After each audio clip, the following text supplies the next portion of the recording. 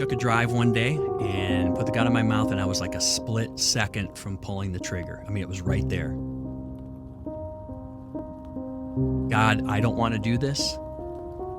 If you help me get through this, I'll take full responsibility for everything I've done, and I'll use it to do some good. Woke up one morning and everything was taken down, including all my music stuff on streaming. They took those channels down as well. I opened it up, and inside was a little dead bunny rabbit and a handwritten note that said, "Stop what you're doing."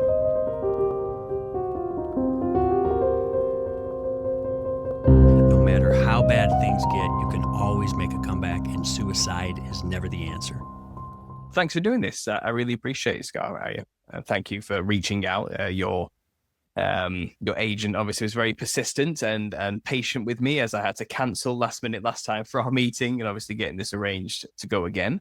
But I think we can have a good conversation. I really do. Yeah, absolutely. And, it seems like you might have a lot to say yourself, to be honest. I'm probably going to stream this on both channels. I'm going to upload it to my Understanding Creativity and Understanding Conspiracy channel, because it's a bit of a crossover here, because I do believe you have your own conspiracy-related podcast yourself. Is that correct?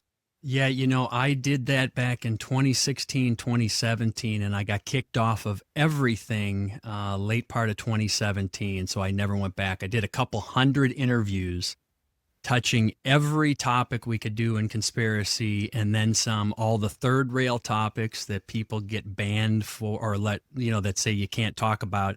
I did all of those, and I got kicked off of everything. Woke up one morning and everything was taken down, including all my music stuff on streaming. They took those channels down as well. Took down my bank account, got rid of my PayPal, so there was a heavy toll. 2017, that was a very sensitive period in history, especially for censorship. I remember correctly, it was Trump had just been elected, and I think the liberal agenda was in full swing by that point, and in full backlash, shut it all down attitude. It really was a tough time to be on the internet back in that period. Is that what the issue was, do you think? Well, it's interesting. I would do my show and it was audio only. So I would go live on Spreaker, which was internet radio, and then it would go out all over the place. And YouTube wasn't a huge thing like it is now with video, and I was audio only. I kind of like theater of the mind, so I've always been a fan of talk radio, so that's how I did mine. But I would see the stream go up as soon as I would put the subject up and go live on YouTube. It would be taken down, and it would say this is demonetized, and then pretty soon my whole channel got demonetized. But it's interesting because I see all the stuff your channel and like JT and everybody you're talking about. I used to talk about those things and get like banned immediately, or the show would get taken down on all the platforms. Now it's like the Wild West. They let pretty much everything out there proliferate, amplify. And for me, I'm trying to figure out why that is. I think this is just my gut feeling. Don't put me on like a prediction here, but my gut feeling tells me they're going to let so much truth get out and information and psyops, and they want everything to proliferate as big as they can, and then they're going to initiate some kind of false flag attack that's a cause from all this truth that's been on the internet that we've let run wild, and we're going to have to now lock it all down. I mean, we're seeing that with digital IDs, like where you guys are, and what's happening in Australia. But I think there's going to be, and God forbid, I don't want this to happen, but we know the playbook. There'll be some worldwide 9/11 type event, probably with real life shock and awe and death and destruction or something bad. And they'll say, see, we let this go too far. We've got to shut it down. We got to get this under control and keep everybody safe, even on the internet. So all that stuff's got to go away. Now you got to completely register. That's what my gut tells me. What do you think? You know what, Scott? You're probably right. That sounds exactly how they would do this. I think it was a long time ago now. I remember David Cameron, one of our ex-prime ministers of the UK, standing in front of the UN with that weird grey background they always stand in front of with the waviness, and he was talking about online extremism, and he was talking about cracking down on false information and all this type of stuff. And that was in like the 2016 2017 period, maybe just a bit earlier as well. So I've known that this has kind of been coming down the pipeline, but surprisingly, much like just like you're explaining, I also have noticed I can get away with a lot more now than I used to be able to get away with. Like 2017 was my last year on YouTube, and before in 2018, I actually had to leave YouTube just for work reasons. I wasn't allowed to have a YouTube channel. So I kind of just went silent for 5 years. So I kind of dodged the being banned period because there was a huge purge happening in that time. And I just kind of went underground and my channel kind of missed it, because I made all my videos hidden and I just went silent for like 5 years. So when I came back, like in 2023, I think it was, everything had changed. Like it was a completely different landscape from when I left it in terms of like truth, the culture, completely different. Like Gnosticism was on the rise and kind of taking over. All kind of like the Christian truths were gone, but it was still like I had to test the waters from like fresh, brand new. Like what can I talk about now? What is YouTube like? And it's I've been open doing season. You can do anything you want. Absolutely. And I'm realizing that as I'm going on, there's some things which I did get a strike for. I'm talking about towers and signals and things people put inside their bodies through mandates. It turns out you're not allowed to talk about that. Well, you know, when I did my show, I was open season because I don't align with either political party. I think it's a total false left-right paradigm. I think all politics are BS. I think we get our rights from our creator, from God, not from man, scribbling things down on a piece of paper and saying, oh, we're in power, so here's your list of rules you can do this year. Oh, give us that back. Here's your new list of rules. We get our rights from God because we're human. So people in fancy buildings on fancy pieces of paper telling you what you can and can't do, I think is a total scam. That's a stretch for a lot of people, but I didn't affiliate with any political party. So on my show, there was no banned words. There weren't things you could say and couldn't say. You know, I used to go live 3 hours a night. So I would do the research for a guy that had a book, you know, an author that was coming on. And I would tell people I got the greatest job in the world because I don't have to buy into anything they're saying. The topic is interesting to me. Maybe I've heard of it before. Maybe it's brand new to me. And I just let them come on and give their pitch and then take live calls and let people debate and just sit back and let it unfold.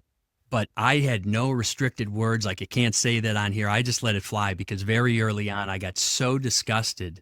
You know, a lot of people don't know. You probably know. I don't know if you promote any of your stuff, but for my music career, when I was on social media, that was a separate world. And I kind of melded them together, which was a bad thing. In the big picture, I don't really care, but I got banned off of everything for music and the conspiracy stuff. But I would promote shows. I would promote my concerts with paid ads on YouTube, and Facebook was really big back then, right? And I looked at when they finally kicked me off, I had spent over like 20 grand over about a decade of promoting shows and my radio shows, advertising for them, boosting them. And one day they just turned me off. So I have a disgust for social media I can't even describe to you. Like, you know, oh, here's the rules of the game. You can pay to go on here, and then they just turn you off.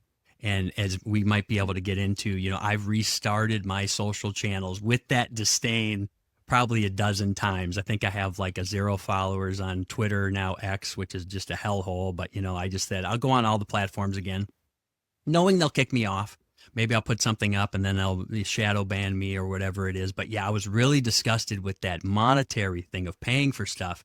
And then they just turn you off. And I would tell people, you know, I did a thing on my show called Vaccine Week. So I did 7 straight shows of all the stuff with vaccines. And I had some big names on there. And the week after I did that week, like the Monday, you know, it's the internet. You can find where anybody lives. You can find where anybody's going to be. So I get a little box delivered UPS, is about the size of like you'd get like a coffee mug delivered, right? And maybe a little bit bigger. I open it up, and inside was a little dead bunny rabbit with its throat slit wrapped in plastic and a handwritten note that said, "Stop what you're doing." So I would get stuff like that when I had the show. I got sued. You know, when I did Vaccine Week, I got a couple lawsuits, and you can't just throw that stuff in the trash. You have to tender it to an attorney, even if you know it's going to go away. So any money that I made from advertisers that stuck around, I think I had SD Bullion as like a sponsor for gold and silver. Any money that I collected went to do all of that stuff to tender all those lawsuits and make those go away. And so there was a heavy price. So I look at like what you're talking about and I see now it's like, wow, it's like Wild West out there. People can do whatever they want. And I think that's a canary in the coal mine. People better beware if they're getting their living, if you're paying your bills, your mortgage, supporting your family, paying the heating bills off of your YouTube channel, and there's no backup plan. Take it from a guy that was turned off like one day, like a water spigot. It's just gone, and they changed the rules. They do. No, they do. And you do have to be very careful, especially on a platform like YouTube. I mean, that particular topic with the vaccines, I found it's time sensitive. So you weren't allowed to talk about it when it was happening. That's when you get shut down. But now, after the fact, when the narrative has kind of changed a little bit, and now evidence is coming out saying, they did do damage, and it is a complete problem on a your large feed scale, is loaded with nonstop stuff that you couldn't say ever back in that time, right? Yeah. So I've always been careful. I've always if an event suddenly happens, do not talk about it until at least a few months after the fact. Paul, I say do exactly the opposite. If you're going to tell the truth, go full tilt on it and just let the chips fall where they may, right? Well, you can, but you have to be careful about how you talk about it then. Use code words. Be clever about the plausible deniability is your friend when it comes to this game. If you want to go for like the longevity I found, talk about it, but talk about it in a way where they know what you mean, but some people may not know what you mean. It's like you have to be clever about it. I get what you're saying on that, and I've struggled with this many times because I want to just tell people the info. I've spent a lot. I used to have my Sea Crane radio when I was a kid, like 7th grade, right? And I had a little shortwave radio, and I used to listen to Bill Cooper on shortwave radio and Art Bell and all the old timers. And I remember listening to Alex Jones when he was first coming out on shortwave radio. Now, a lot of my feelings and opinions and viewpoint have changed. And a lot of those things I think were psyops. Like, a guy like Jones, for example, he gives you a lot of meat to chew on, but they never give you those final keys that would unlock the whole mystery that we're trying to solve here of what's going on in the world. So I think, again, they're controlled. You don't get to be that big and not be controlled. And, what's that saying? I can't remember who said it, but if you want to control everything, control both sides of the argument. So I think that's going on. But I mean, like you said, it's completely noticeable. And going back to your point, all I was going to say was it's tough because you want to tell people exactly in the raw, brutal truth. This is what's happening here. And you're like mentally ill if you don't get excited and get, the feeling that you want to shout this from the rooftops when you learn about things and people are just like zombies. I don't know. I don't want to hear that and all those things. So it's tough to sugarcoat it because I used to have guests come on and say, we got to put this out slowly. People have to assimilate. And I'm like, I'll be 90 years old and my children and great grandchildren will have been completely enslaved because we thought we had to take it smooth and slow. So I fight with that too. I want to get it all out and just throw it out. Let the truth. I do understand that desire and that need to do that. I was like that when I first started my channel. Like I was in like a war with the map community, like these pedophiles trying to normalize pedophilia, you know what I mean? And I was like, absolutely hell no, not a chance. I was screaming in my videos, and pointing it out, saying, look at what these bastards are doing over here, trying to normalize this. Shame on you, Vanity, for publishing these articles, going all out and everything. And that came with massive backlash, strikes, all sorts of problems, you know what I mean? And I found like, yes, that's great, and that does reach people in a certain way. But I've realized if I want to do this for a long time, then you kind of have to play your timings right. It's not about not telling them the truth. It's about having tact while telling them. And I find the bigger reaction you generate, the more eyes they get on you, the less chance you have of like not being someone complaining somewhere. And as you know, you don't want to convince anybody of anything. You want them to start asking questions when something goes off, like, that I've heard of that topic before, or that's something I need to go deeper in and look at. Okay, I'm going to go on my own journey, because you can't wake people up to make them believe like you believe. They have to get there on their own. Exactly. It's a hard lesson to learn, though, because like I said, when you do first wake up, you do just want to tell everybody. You want to slap people around the face. You want to shake them. You want to grab their head and make them look at it and say, look at this. Like, you want to start a podcast and broadcast live every day and tell the world, right? But I've been doing this for like over a decade, and it's kind of like I realized I've learned a thing or two from that time. And I have a whole tips for truthers dedicated to the how do we tell people the truth effectively. And I find less is actually more in a lot of cases. Give them hints and let them go off and find out for themselves. And find those people who are screaming it out there, balls to the wall, who cares? Because they're all out there and they're doing a great job. And hats off to them, on the front lines of the vanguard, I would call them, the ones going in first, just trying to flatten the place down for the rear guard to come in and like clean up, And I like to think I'm somewhere in the middle. Like I'm just like Paul, maybe you need to start another channel called like Full Tilt Truth and just go off the rails on that one.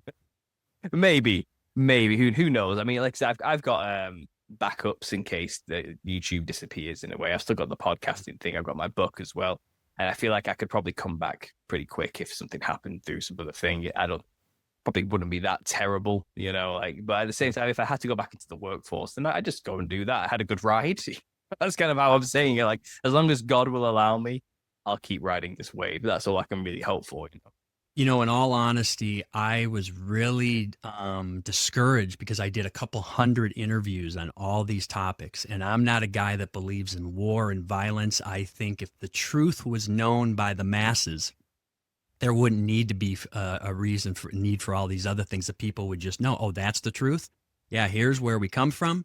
Here's what we're supposed to be doing here. Here's where we go when we die. This is the real truth. Here's the 3 items.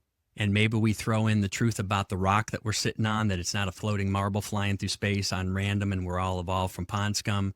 And maybe throw some free energy in there that we don't need to have petrochemicals and fossil fuels to run the car and heat the home.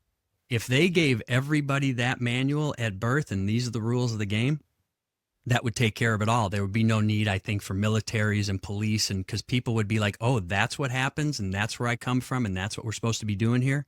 And you guys know that, and here's the rules. Okay, I think 99.9% would police themselves and it would be a better world. And of course, there's going to be that small fraction of percentage of people that just can't play by the rules or just can't get along, and that would have to be dealt with. But yeah, I think the thing for me was, I don't know if we can change this. I think it might be all written in the book exactly as it is, yet we are supposed to stand up, as we're told, and speak out when we see wrongdoing and injustice, and know that we have to endure to the end. We can't give up. So that gives me some comfort. Like, I can't change the world. I can't make everybody see these things, but I'm supposed to stand up in my way when I can, either through music, through songs, through doing the radio show. But I don't know if we can change it, and I have to be okay with that and just endure to the end. You can't throw in the towel and can't give up. I agree. I think you were saying earlier, like, oh, if we don't push hard, I'm going to be 90 by the time everyone realizes. I don't think so. I think we're in that time now. I made a video about this just yesterday on my last live show, and I've coined this phrase called the truth of singularity. I'm stealing from the enemy. I like that.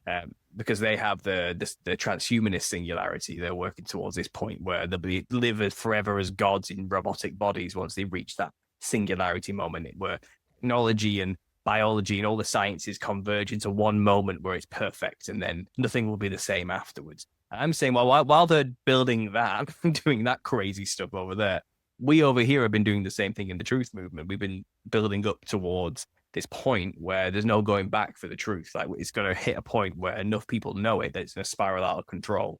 The tipping point, like auto-tune, when you never heard about it and now it's everywhere, right? Exactly. I feel like we're there now. I think anybody and everybody has a truth podcast these days. I think everybody, to some degree or level, again, stealing their phrases like Freemasonic degrees, but I'm saying to some level, everybody's kind of become initiated in the truth. They kind of figured it out. Paul, do you think that's because people like me and you and your listeners and your whole crew that know about these things, do you think that because we're in the conspiracy bubble and then you go out into the world? Like, I went to Costco today, right?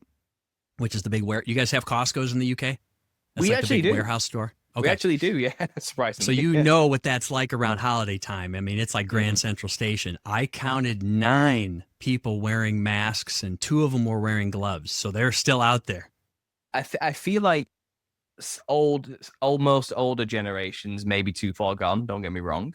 Right? I have a lot of hope with the new generations. I think they are completely plugged in and clued in. and they're going to grow up knowing the truth, like, and with no illusions to what's really going on. They have nothing, and they know who took it from them. Like, I think they know, and they're going to grow up into the world as adults, questioning everything and trusting no authority. I think we're at that point. Do you All the think they're generations, in the probably not so generation much. like mine, and a little bit older, where they think if we just vote harder, if we just get our guy in a couple of years, they're going to fix it for us? And do you I think think they that don't buy into any of that?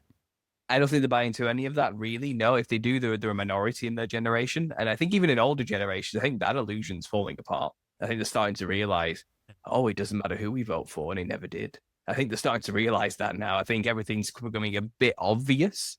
Like, okay, evil people who perhaps believe in the devil might be in control of everything. I think they're actually starting to Right. see that. But then it's varying degrees of how much are they willing to admit it. I think everyone knows, but I think maybe like a good portion have suppressed it and just fingers in the ears right now. But there's only so long they can go on before they have to admit to themselves we've been played and I something get horrible's so going on. discouraged sometimes because I'm kind of in my bubble and I'm not interested in listening to nonstop conspiracy shows and podcasts because I've already done that. I've spent my whole life researching these topics and reading books. Mhm. Like I touched on the little season one time when I had my show and it really never took off. And I was like, that's interesting. Okay. So I'm so glad that you have you brought that back. I know you buried it a little bit there and you want to move on from it, but I was so excited to see you kind of spark everything. I think you were one of the main guys, if not the guy, that got that kicked up again. That's interesting to me because all the other stuff of the secret societies and 9/11 and the false flags and all those things, right? Man, I've been there 100 times before. Give me something new. So that was an exciting thing for me. So I commend you for that. Well, thanks. Yeah, well, that particular topic it's a lens for all the other theories that you just mentioned. It's a way to view why do these things It brings happen. everything into a clearer Yeah. picture, and it actually, I heard people talking, oh, that actually brings you farther from faith. No, that brings me closer to faith and shows me perhaps the word of God just as written in the Bible is maybe exact. Maybe there's some differences, maybe there's some things that have been embellished or not. That's a different conversation, but that brought the clearer picture. And I've heard you say this: why do we have to interpret everything that's in the Bible and make it mean something else to where it fits the the mold of what they want it to fit? Let's just take it for as it's written. It could be exactly as it's written, and that makes a lot of sense with the little season. I just saw a video from JT before we get on here, and he was showing some old maps. It was like a quick little reel on Instagram, and he was talking about how Chicago had a different name, but it's on an old map, very similar. San Francisco. And then he showed where Antarctica looks very similar to what Australia looks like on the coast. It's a sheer drop off 1,000 feet high or whatever the elevation is, but it looks literally like they were spread apart at some point in Mhm. time. Because Yeah. as Well, and many of your listeners know, there's structures all over the world that have the same architecture, look exactly the same, yet they were supposed to be built and constructed by people that never communicated with each other, never knew each other, couldn't reach each other. So yeah, that's another interesting topic. that again, I love that topic. Again, like you said, I spent a good year of my life just dedicated to it, absolutely dedicated to it, talking about it every day, every week, just communicating with the people out there who are also talking about it, getting together, starting a community, and yeah, I still believe it, and it's 100% the truth. As far as I'm concerned, I think we are in that little season. Satan's last season is a nice way to frame it if you don't want to give the credit, because that's exactly what it is. And we're right around the corner from the new heaven and earth, and we're not waiting for the tribulation Revelation 16 event to unravel. We're way past it.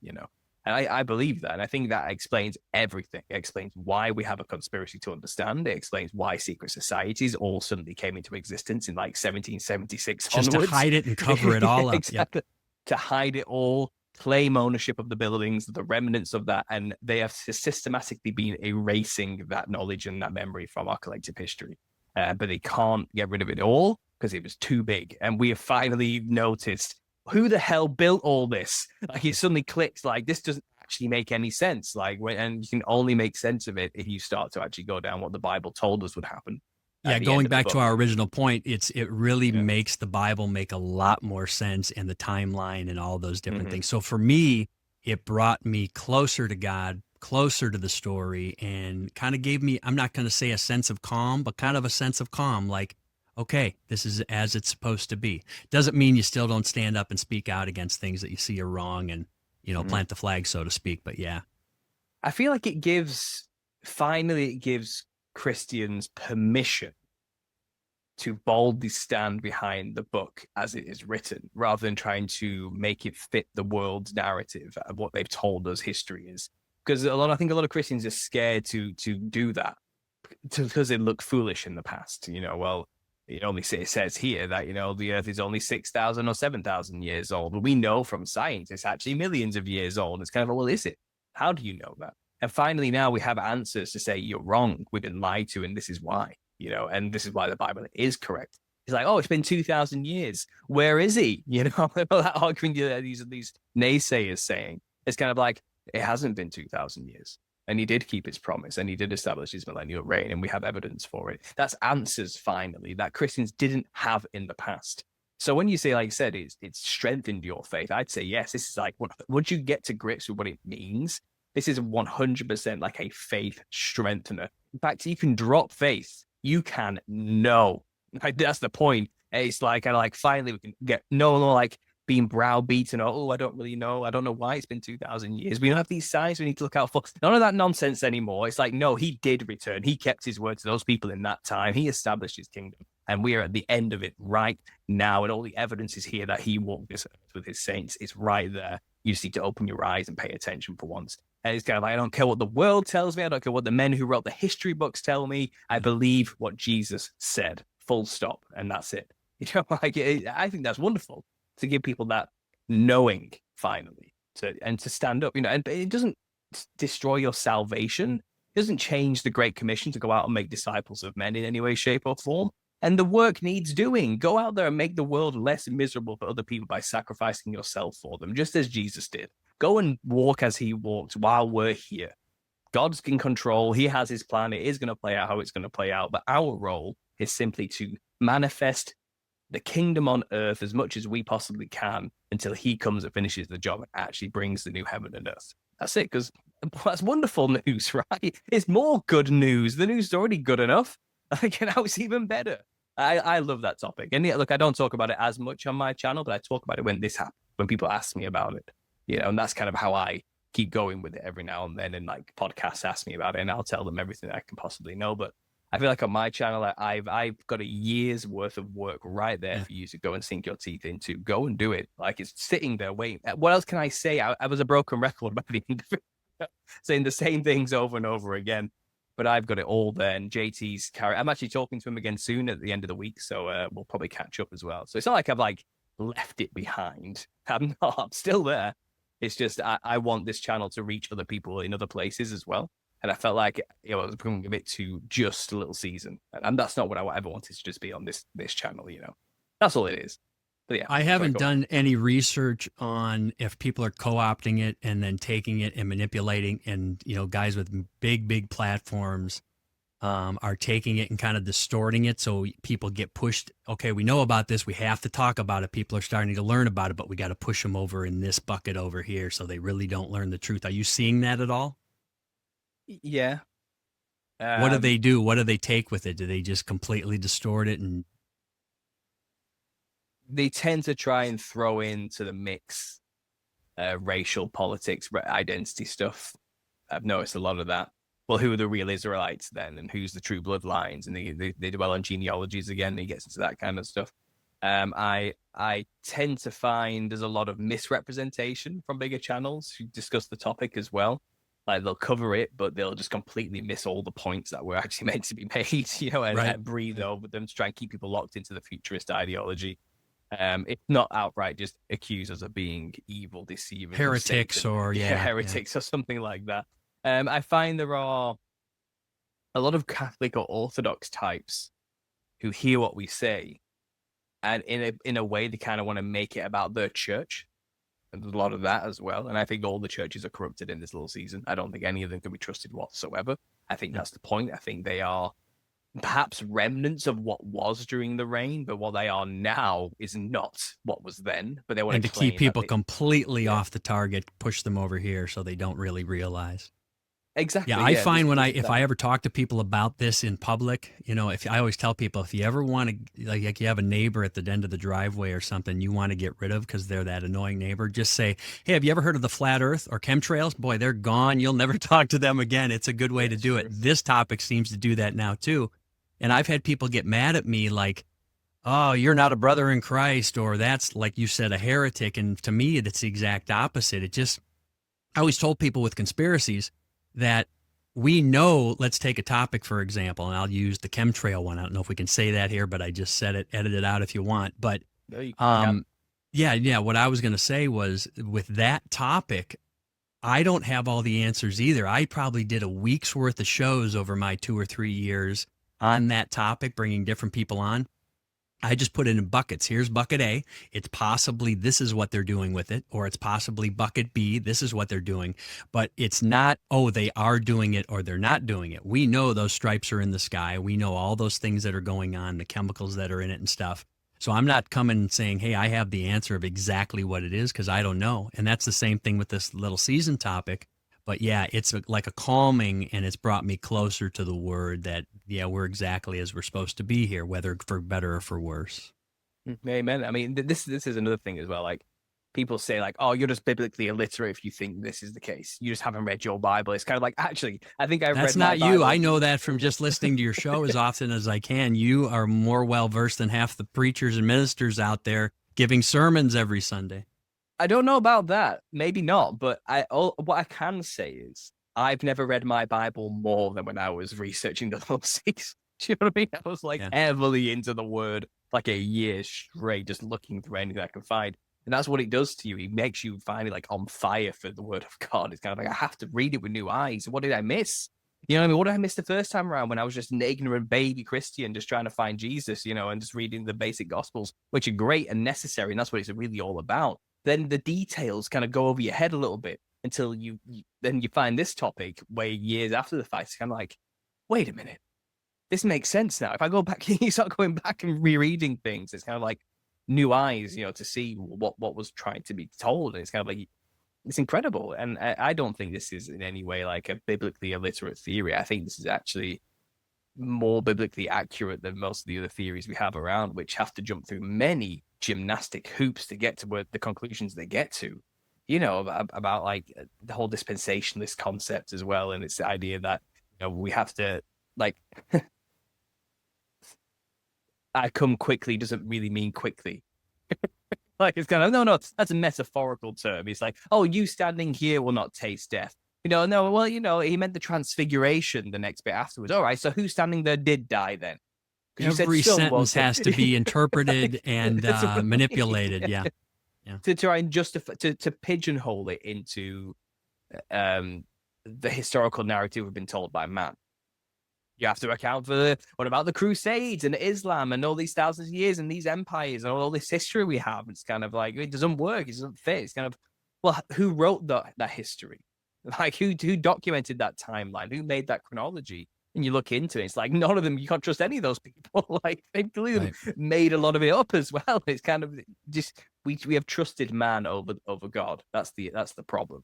And a few hundred years of that is enough to erase thousands of years. It really is. It doesn't take long to brainwash people. It only takes like 2 generations with the schools to completely change opinions from people and to rewrite history. It doesn't. I think people have imagined that it takes more. I think that pride is the issue. It's like, oh, we know so much. We're so much more. We wouldn't advanced fall today. for that, and it would have to be Yeah. more complex for us to fall for this. Yeah, but I think But it's happening. we have experts who know these things. We have archaeologists and we've got anthropologists who know this stuff. They've done the work, I assume. It's kind of I rely on them for the truth. Yeah.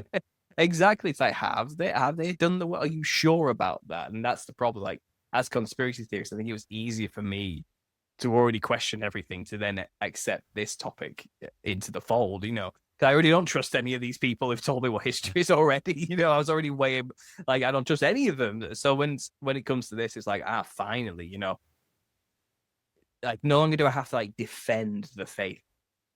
Do you get what I mean? It's like it takes that away, that unknowing. It's no longer like, oh well, I guess I'll find out when I get to heaven. Nope, I figured he's told this is it now. The truth has been revealed. This is Yeah. what's really going on, and this is where we are, and this is who we are. And it's an incredible feeling. And I honestly, I don't feel ashamed to talk about it. I don't care if people call me a heretic.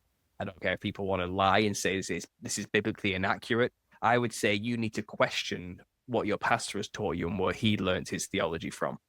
That's the Yeah, I problem. wonder how See, many of them are you know, getting grief now and asked to look at this topic. I commend you, man. I raise a glass to you, and good job to bring it back and do what you did with it. it was no, but at the same time, I was kind of sad. I'm not gonna lie, like it was really upsetting because I was here just some guy in the northwest of England with a YouTube channel, looking at this interesting topic and talking about it, and then people started gathering, saying, "What did you just say? What?" You know, and it's snowballed. And everyone else got involved. Other channels started popping up, and other channels were already talking about it before me, all connecting together. And next thing we know, we have this huge community. And I have people like telling me things like, "This is incredible." You know, people like giving me tithes, and I'm like, "What are you doing? Like, who am I? I'm literally just some dude who started talking too much about a topic I thought was interesting." And people are telling me, you know, I've learned more from you about God and Jesus than I've learned from my pastors all this time. And I'm like, are you joking me? Like, what No, I think you should be comforted should in have that. been? I would agree with that sentiment exactly. I'm not saying that you should run for like Prime Minister of the UK or anything like that. Is I it wouldn't Prime want to. Minister? Is that what you have over there? Right? It is, yeah, yeah. Yeah, I'm not saying that. Maybe you shouldn't. Maybe you should get some merch for little season merch, but that might be a little much after that. But no, man, I'm all not interested in seriously, that. and you know, as being a lifelong conspiracy theorist, that was a topic that, like you said, invigorated you and like, oh, this is interesting. This is, I have to Mm. go after this. You've been through all the other stuff before. Yeah. Yeah, well, but at the same time, it still saddens me that that's where people have to go now to get any teaching on the Bible, people like me on the internet. And it's like, I was not bred for this. I don't know if I'm even right half the time. But, you know, I'm just saying stuff that I think is interesting and theorizing. But it turns out that people aren't getting that in the churches and they're craving it, you know, and they have these questions that the pastors are not answering. And I think it's sad that someone like me has to be the person to fill that void in people's lives. And Paul, it's a have you shame. thought about taking it on the road, like a Nephilim Clown little season tour across the UK and beyond, live performances and talks?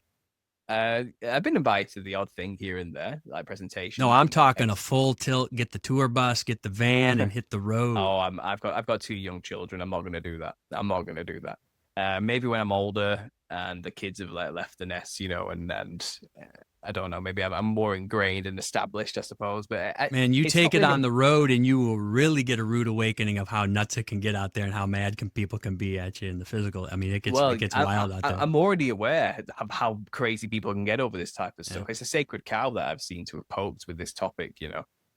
Which is one of the many reasons I've kind of backed away as well. It was getting a little bit too crazy, like the crazies were coming out of the woodwork. And yeah, I made promises to family. It's kind of like I'll ease off it a little bit because it's too much for them as well. And I don't want to put Sure. that on them. It's just a shame, you know. And at the same time, I was like, I'm not leaving it behind. I'll still talk about it and I'll still support the community in every way I can. But I find like there's other things I also want to flesh out and talk about and get people there. And to get them to that topic, you have to go through so much first. Like there's so much you have to. It's a really advanced like understanding. It's the end of the rabbit holes. It's the bottom of the warren. You know what I mean? It's kind of It's to get crazy them how there. it makes all the other things go below it as like, you know, it's like the top and then it makes so many other conspiracies. Pretty much all of them make complete sense as to why they're happening. It really does put a bow on it. Yeah, but I think a lot of people still need pushing into the rabbit hole first. They need actually to get in it and start digging, you know, and that's kind of what my channel's for, is to get them there. So You were if this, talking about yeah. not screaming and not being, you know, too histrionic and stuff in your delivery and things like that. And I always have to remind myself, somebody asks me a question about something or I see something happen in the world and I quickly go, oh, that's because of this, because they're doing that, or because they're doing this, or that's not like they say, it's really this. And people, majority of people in the world, I think, maybe I'm wrong on the percentages, but they have no point of reference, no point of contact. So when you say, yeah, you know, they're spraying us in the sky like bugs every day, they've never even looked up and seen the stripes in the sky. So they think you're like an alien from outer space. Yeah. They have Oh no no, point of that's the context. cloud, right? That's just the Yeah. cloud. Yeah, yeah, I know. But chemtrails was actually my first one of my major topics on my channel. It's one of the first videos I made years and years ago. I would have buried on some hard drive somewhere, because I actually joined an activist group in the local area where I was living at the time, um, to go and give out leaflets about chemtrails to people. And I was there, boots on the ground, and I was interviewing all these people. What kind of a response did you get from the man on the street Oh, interviews? they thought we were crazy. They absolutely thought we were batshit insane, While and they're telling you that, yet they never even tilt their head and look up to see the stripes, right? yeah, well, there's one guy walking around with this huge sign that says "Research Chemtrails" with an exclamation mark on him. It's like bigger than like as big as him, just above his head. Just walk, and we were going around giving these leaflets out, and I was really more interested in gauging how the public would perceive something like this. That's what I was actually there to find out. Like what do people think of this type of stuff who don't know anything about it, and most of the public were making a laughing stock of them. But I would say there was always the one or two that was like interested, like what's this all about? What's going on here? But the BBC radio station, BBC Humberside, it was, because this was the east of England when I was at uni. They did a very small segment on it, I think before the weather, like literally 30 seconds. And and I have it on the video, and he says, "Oh, it turns out an activist group, the anti-weather modification northeast group or something like this, is having a meeting to protest chemtrails." And it says, "What do you think of that?" To his co, he says, "Oh, crackpots. They're all absolute crackpots. That's what I have to say about that." It says, "Crackpots, that's strong words." Well, they are, right? They're absolutely insane, aren't they? Chemtrails. And they had a laugh about it. How ridiculous, Um, and then What said, year would that have been? What year? that would have been 2012 or around about 2013 period. Yeah. So it's quite a while ago, and they had that segment and they just like, laughing it off as a thing. But the joke's on them. I might get that clip, put it on a video again, and then show the UK government literally announcing, "Oh, we're going to spray you to block out the sun to reduce UV rays to help with global warming." You never get an apology, though. They never call you and say, "You were right. Why don't you come on and talk about it?" That never happens. Yeah. But there's actually UK policy now to spray and block out the sun in order to reduce UV rays, in order to reduce global warming. He's actually. I mean, think of Dane Wigington, who's like the godfather of the chemtrails, and he's got the dimming documentary. I don't align with all the reasons he says why and things like that. And that's okay. Again, that's one of those buckets. But I mean, he's devoted his entire life to that. I have so much respect for him because he just keeps going. Every week he puts out a new video talking about it. And he has the persistence and the commitment to it. So I commend him for that. It's a tough one. It's a tough one to die on. It's a tough hill to die on and put your whole entire life on, because it's such a hard one for most people to accept. Like the sky is huge. It's this massive, enormous. You can't even comprehend how large the sky is. When you actually really look up and think about it. And most people don't look up, like you said. They're too scared to, because of the philosophical implications of looking up and having to think about what it means. They have to think a little deeper on what's beyond that, or where's the roof, or what's going on outside there. Yeah. So when you try and tell them, "Oh, by the way, they can control the weather and they're doing it through this," it's just too much. It's like, no, my framework. They wouldn't do that. Yeah, it's like I cannot accept that as a reality. Like it's impossible for me to integrate that into my life. I have too much going on. I'm too busy. I have too much else to worry about to try and consider that I may be being poisoned every single day. And that's by design as well. They manipulate the world, and it's getting worse and worse every day. I mean, now look at the economy. Look at how people have to work. Everybody in the household has to work just to keep food on the table. That's all by design. We know that, You're talking about dying on the hill. That's what I did with the vaccine and mask issue. I publicly said I would do no concerts with masks or vaccine mandates. And I got turned off. I got blackballed like instantaneously when that hit the news wire from any opportunities that I would have going forward. Yeah. But I'm glad I did it. I'm glad you did it too, because look, you don't need them. You don't need those systems or their platforms. Come and talk to me instead, and let's get people to listen to your music through my platform. Do you want to maybe get into that now? We'll start talking about like that experience, this time in your life. Yeah, wherever you want to go. I'm in your hands here. Because I'm interested, because obviously as somebody who's like is a musician who's doing gigs, you actually hold a world record. Is that correct? I do, and I hope that's not viewed as like a globalist New World Order record, because it's the Guinness Book World of Records, right? I'm a child of the 80s, so growing up, we watched shows like That's Incredible and the Guinness World Records book. that was in every Toys R Us at Christmas time. It was like a phone book, and like, wow, that's the holy grail of accomplishment. Yeah, it's interesting because, I did music. My brother and I did music our whole lives up until like 20s, early 20s. And then our grandfather was a businessman. He had a printing and advertising company in Chicago. And we eventually moved out to Arizona. But I always saw my Gramps as like the epitome of success. Suit and tie every day. He had the fedora, drove the fancy Cadillac and stuff. And he was a businessman, and everybody respected him in town. So I kind of just, when the music wasn't working out early in my 20s, I said, you know what? I'm going to put that on the shelf. I'm going to go into the business world. And I did that, did a couple different things, and became an insurance broker, and did that for a couple of years. I was very successful. And in that business, you want to own, my goal was always to own my own shop, own my own agency. So you work at a couple other offices, building up what they call your book of business, your clientele.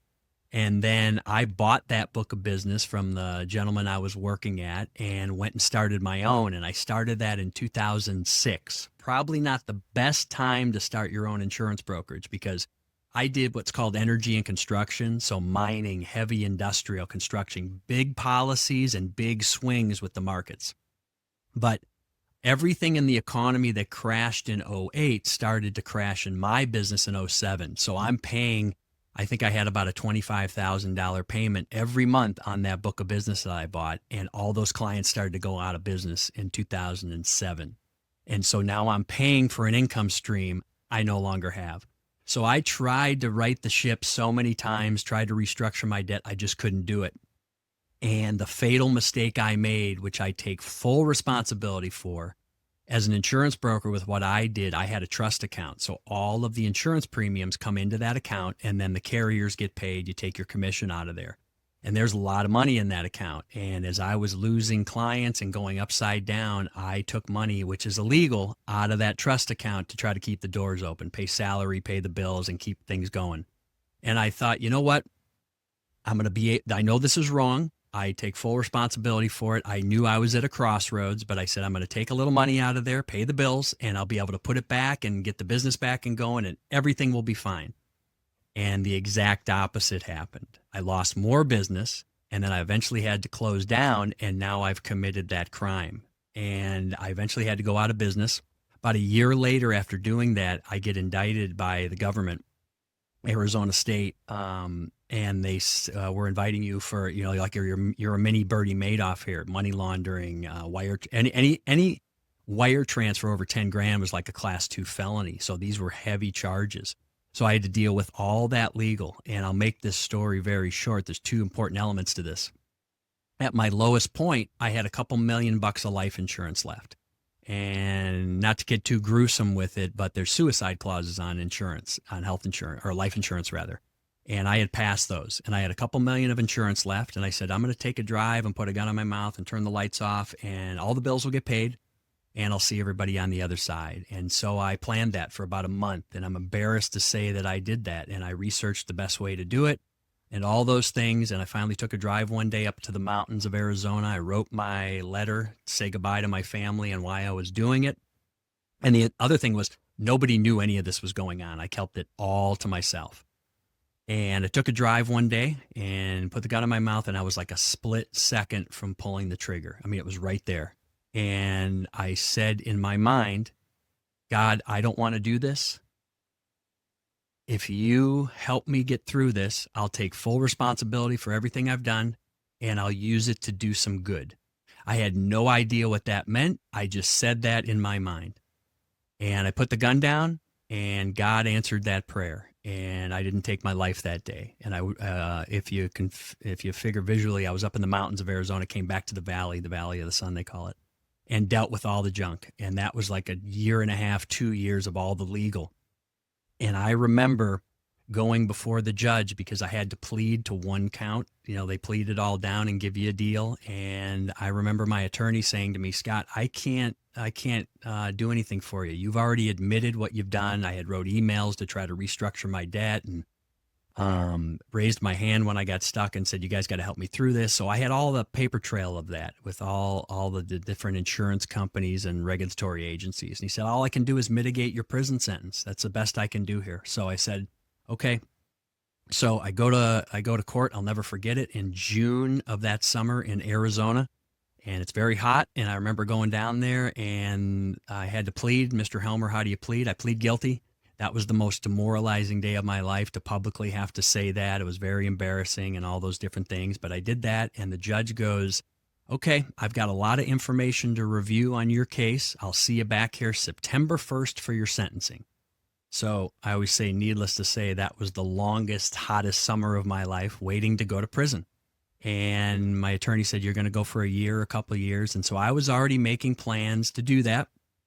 And I had the plan, when I got done, I was going to get out and tell my story to the world, that no matter how bad things get, you can make a comeback, and suicide is never the answer. And that was my message. And I was planning on what I was going to do. And I knew I was going to do that with music, right, in some capacity. So I go to September 1st, go down to court, and the only thing that kept me out of jail and not going to prison was, they scooped all my records, and they saw that I didn't spend the money on frivolous things. They saw that I was really paying the rent payment for the offices, salaries, paying insurance premiums, things like that. And I remember the attorney said, or the judge said, "Mr. Helmer, I don't know why you're here in my courtroom today. You reached out so many times to ask for help, and nobody helped you." And remember, this is 2011 now, right? A couple of years after the 2008 crash. And he goes, "I think if people knew what was going to happen in the world in 2008, they would have been a bit more apt to help you. So I want you to go back, pay the debt back, and get on with your life and be a productive member of society." So that's what I did. Walked out of that courtroom, and I borrowed a pickup truck from my mom and started traveling America doing fundraisers. Basically, wounded warriors, suicide prevention, anybody that would book me to play some music, have a good time, have a fundraiser, and have that message embedded that no matter how bad things get, you can always make a comeback, and suicide is never the answer. So that was the first thing. So, and I have to tell people, we're in one of the most difficult economic times I've ever seen. This is worse than '08, or I think it's going to get worse than '08. And, we don't have to get into specifics, but I know everyone's struggling. And I will tell everybody that's hearing my voice, suicide is not the answer. You can endure, you can make a comeback. Tell people that you're struggling, and people working together will help you get through whatever you need to get through. Because I did it all on my own for a long time, and I wish I would have asked for help sooner to get out of my mess.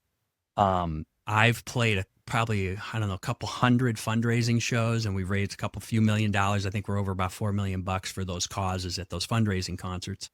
But the thing I learned was, a little 7-year-old girl that didn't get a date for the dance maybe wants to take her own life, or a middle-aged man that lost his job and his whole identity is built around his job for his family. That might be a reason he wants to take his own life. Or a kid, because his parents got divorced, they may want to do it. So I always tell people, go easy and with love in this world, because everyone's fighting a battle. Everybody's fighting and has some kind of internal struggle. And you may never know it. You may never see it. They may put on a good mask and not show it to you. But I've learned that whatever those people are going through, and I use my thing was, I lost all my money, and I was a disgrace to my family and my grandfather that I did that and took that money that didn't belong to me and used it to try to keep the business open. That was one of the most shameful things I could have ever done, and that was my reason. But what may seem like a frivolous thing to you and I, like, "Oh, I didn't get a date for the dance in 7th grade," that's a reason some people that may be the biggest thing in their life, that the biggest letdown or challenge they've ever seen. And so I always say, go easy and with love whenever possible in this world, because everybody's fighting a battle, right? So the Guinness thing. So that's kind of the backstory. And then I just started doing fundraising concerts and got bigger and bigger and bigger. And so that's been a little part of my history. But when we hit the $1 million mark, I said, I got to do something cool, something special to commemorate that. So that's when I set out to do the Guinness World Record for most live concerts in 24 hours. And it was a charity event. So I had to do it 2 years in a row. The first year I did it, it went totally haywire. We did it the following year. I got the record. So there you go. If you could go to a Toys R Us or a Walmart and they still had those books, you could find it, but they don't even sell them anymore. I don't think so. That's quite the story. Very inspirational. And yeah, I agree with the message, go easy and do it with love, because you do not know what people are going through. And even though we may not agree with people politically, or they might be totally out in left field and not really know what we think is going on in the world and they're lost, we're all human beings. We all bleed red, and we're all created by God, and we all deserve a chance, and we try to move with love whenever possible. I know that might sound a little Hallmark card, but man, I've lived that. And I have to remind myself of that a lot when somebody does something or somebody aggravates me. But yeah, when I say my prayers every morning and every night, I remind myself of that and ask God to remember that all the time. Yeah. Yeah. I think that's another problem with, because obviously you also had this podcast as well, again, more conspiratorial. Well, I did. I got kicked off in 2017, never to return to the airwaves again. I was going to do it, but I said that part is over. Yeah, well, that kind of in a way took that music career away, didn't it? Which you were using as a means to get this message out to people and to change lives. And the bastards who took it away from you didn't realize that, I suppose, or maybe they did, and that's why they wanted to silence you even more, because this is a spiritual war at the end of the day, not a physical one. So who yeah, really, well, who really I'll knows? tell you. I'll just to explain. No, I was going to say to explain that. So, like I said, I've been a conspiracy researcher my whole life. Ever since I can remember, I wanted to know what's really going on, who's behind the curtain, even on a very rudimentary level when I was a kid. So when I got that C Crane radio, shortwave radio, for people don't know what that is, shortwave is like how you could pick up crazy news, crazy radio shows and broadcasts before the internet, right? And it wasn't terrestrial radio. So I had this little radio, and I used to listen to guys like Bill Cooper, who's one of the godfathers of a lot of this stuff that we talk about. And I think, like I said, he and Art Bell and some of the other ones that maybe they knew, maybe they didn't, but they were kind of pushing people in different directions, especially with the alien thing and a lot. We could get into that, what my feelings are now, how it's changed. But so I used to listen to all that stuff. So a whole lifetime of listening to those things and researching kind of privately on my own.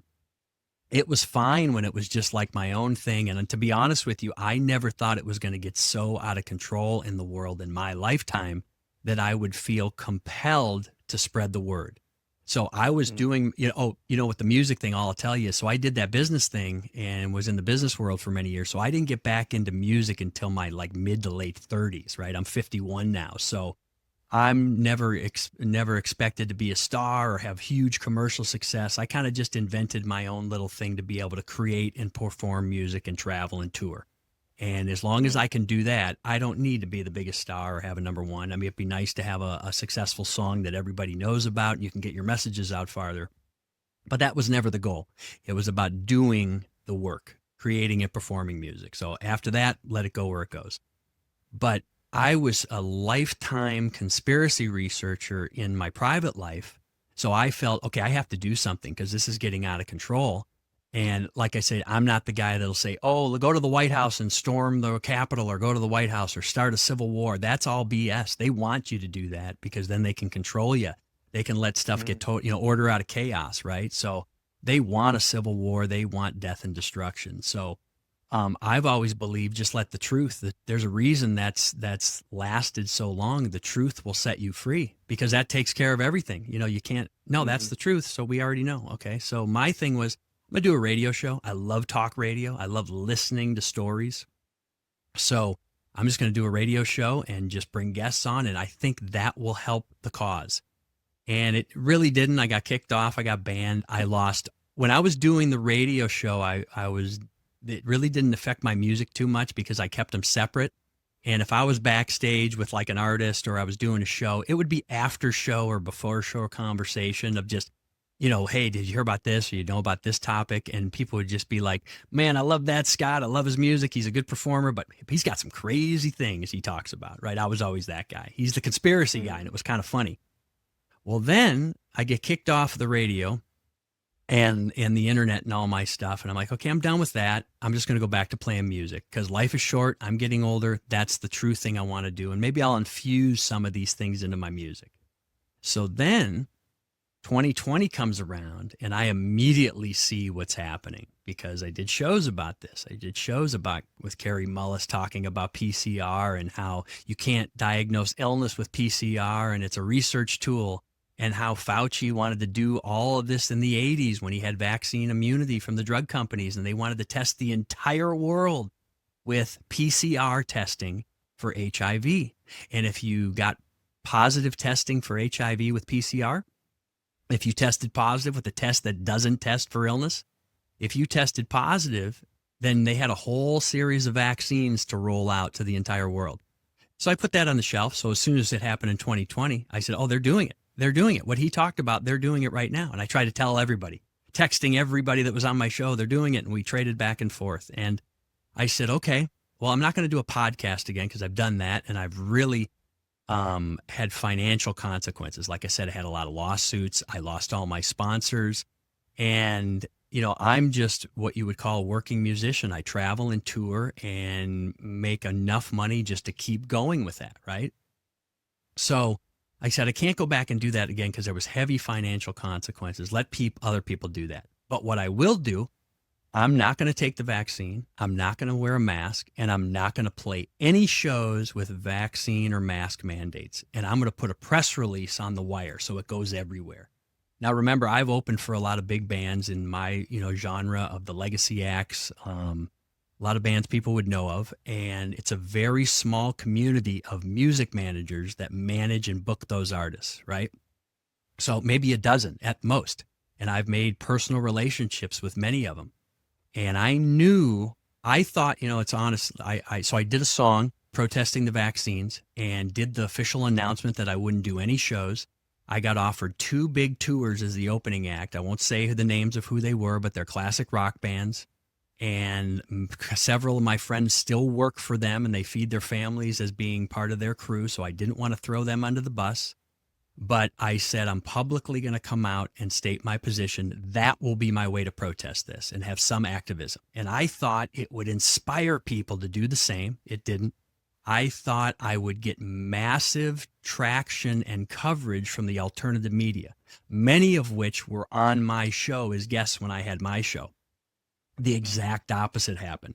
Specifically, which really aggravates me to this day, I had Rob Dew, who's Alex Jones's producer, on my show. We had a great conversation. We talked conspiracy, a little about his life, and that was back, 3-4 years earlier. And I had a couple other his guys on my show as guests. And when I reached out to them directly and said, hey, I wrote a vaccine protest song, and I've got this position publicly, here's the press release, they ignored me and flat out declined to cover it and said, we're not going to have you on as a guest. And it really upset me, to be honest with you. And it really just it was like, okay, it opened my eyes a lot more to how fraudulent a lot of the alternative media is, because there was only a few outlets that covered it. And needless to say, I killed all those relationships with those music managers that used to have me open for those artists or would have had me open in the future. It totally blackballed me. But as I said, I'm glad I did it. But I thought it would have been, I saw Oliver Anthony when he came out with that song that just kind of talked about left-right politics. I think there might be a backstory of how that became so viral. That's another conversation. But I thought my protest song and my position would get worldwide coverage, and it got nothing, got buried. And I just lost all my work from it, lost a lot of concerts and booking opportunities. I got hundreds of emails from people. You're going to kill Granny. Don't you want to keep us safe? You're a crazy person. Go get your vaccines and your boosters. All the negative hate. I got all of it.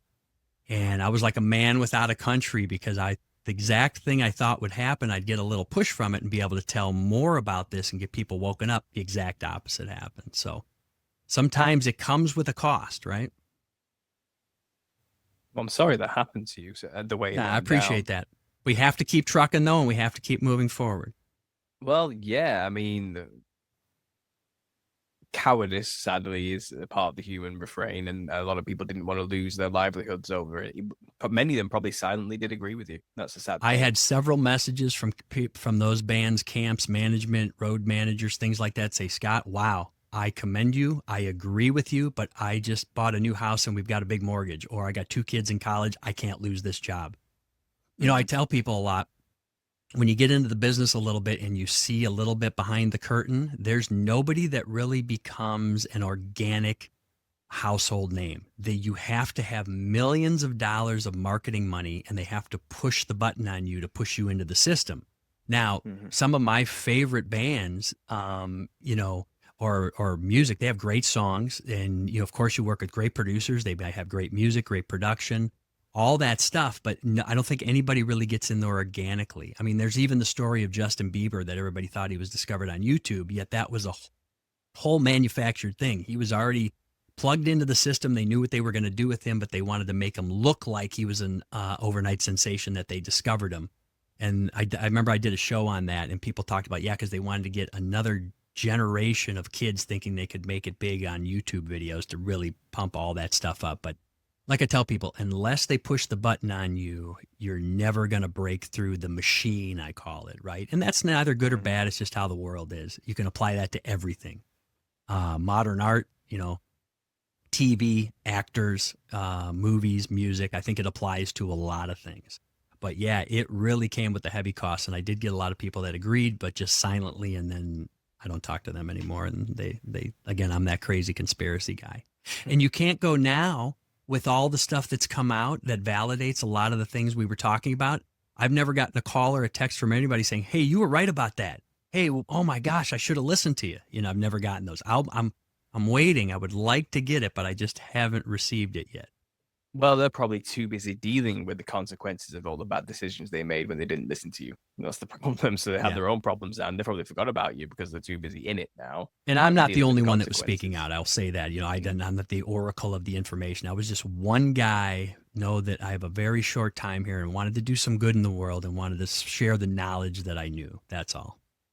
Well, that industry as well, as you can probably enlighten us a bit more about, is probably one of the most heavily controlled industries out there when it comes to the message.